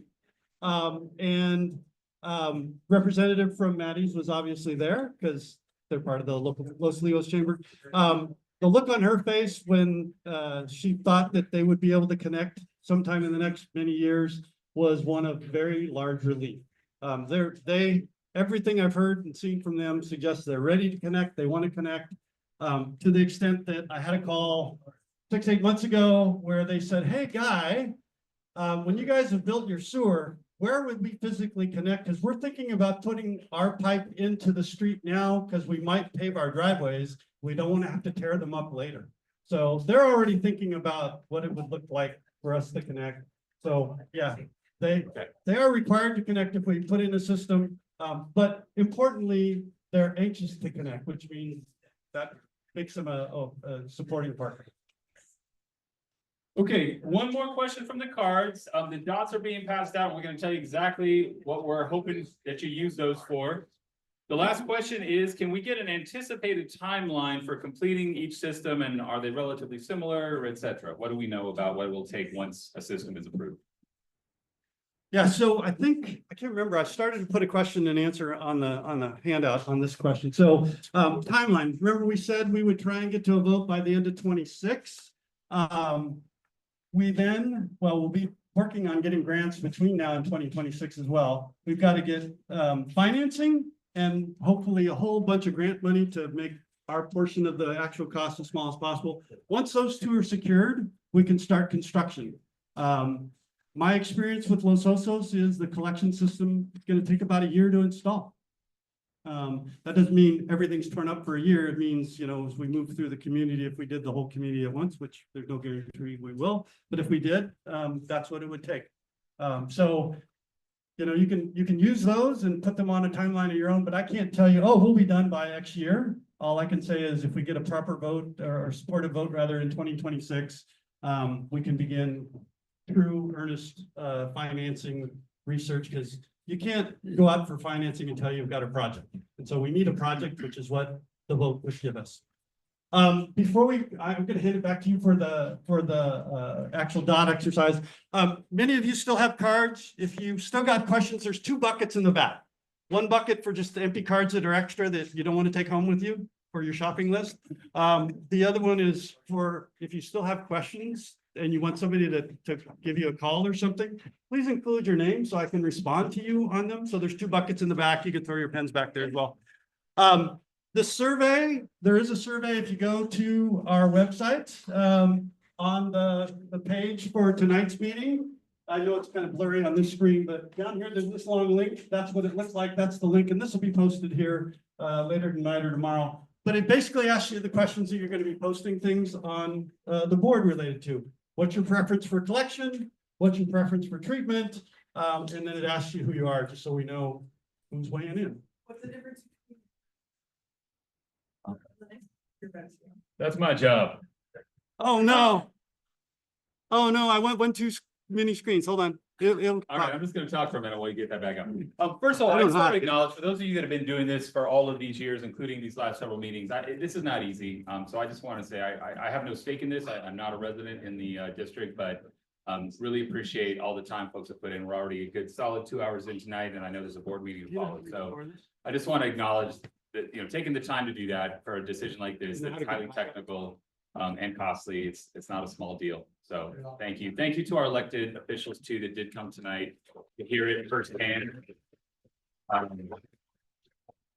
And also thank you to our leadership and to the resident experts and technical experts that have helped us along the way. Online and what just happened, guy? Well, two things happened. You left out Tristan and Carrie who are online. We're I ready was to answer actually, your question. yes. But unfortunately, I pushed the button one too many times. So the yellow dots, I'm just gonna take over if you don't mind. I don't mind. Okay. Thanks, Oh, I'm out. There are two. Here. Really quickly before you leave, Jeff, we just wanted to thank you very much for your, Can I go drink that in the corner right now? Thank you. Thank you. Yeah, Jeff, this is the third one. He's supported us on, so thank you very much. There's at least the bottle one. So unfortunately, I clicked the button too many times, but there are two sets of the exact same thing on the wall. Over on this wall and in the back, there's a collection page and a treatment page. The yellow dots are to specify your preference related to collection. And there's actually some yellow dots already on there to help guide you. The blue ones are for treatment. Now, there's different options, the ones we've been talking about, but there's another option. I don't know enough or I don't know. Okay, so you can put them there. Now, why do you have three dots? Why don't you just have one dot? Well, we had this whole conversation about how many dots should you give somebody? Well, we wanted people to be able to say, well, I don't necessarily want, whatever, but I'm kind of torn between two, right? So let's say you're torn between effluent and mixed. I don't know, I'll make it up. Then you can put a dot on effluent and a dot on mixed. If you're leaning toward gravity, you can put 2 on gravity and 1 toward effluent. So we're trying to give you a couple options so you can state your preference. If you're all in on, mixed going to solving, then put 3 yellow ones on mixed and 3 yellow or 3 blue ones on solving. So that's why you've got 3 dots. I'll tally those up and give them out to you. Again, thank you. I know it's been 2 hours and 15 minutes. There's, I don't know how many, hopefully somebody counted. Thank you all for coming. If you have questions on an ongoing basis, send them to me on our email.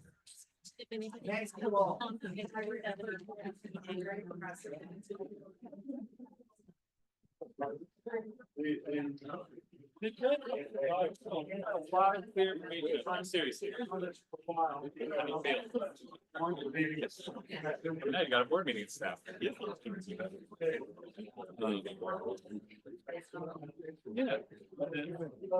A couple of. Jumping in. That's all right. Whatever. Yeah. This is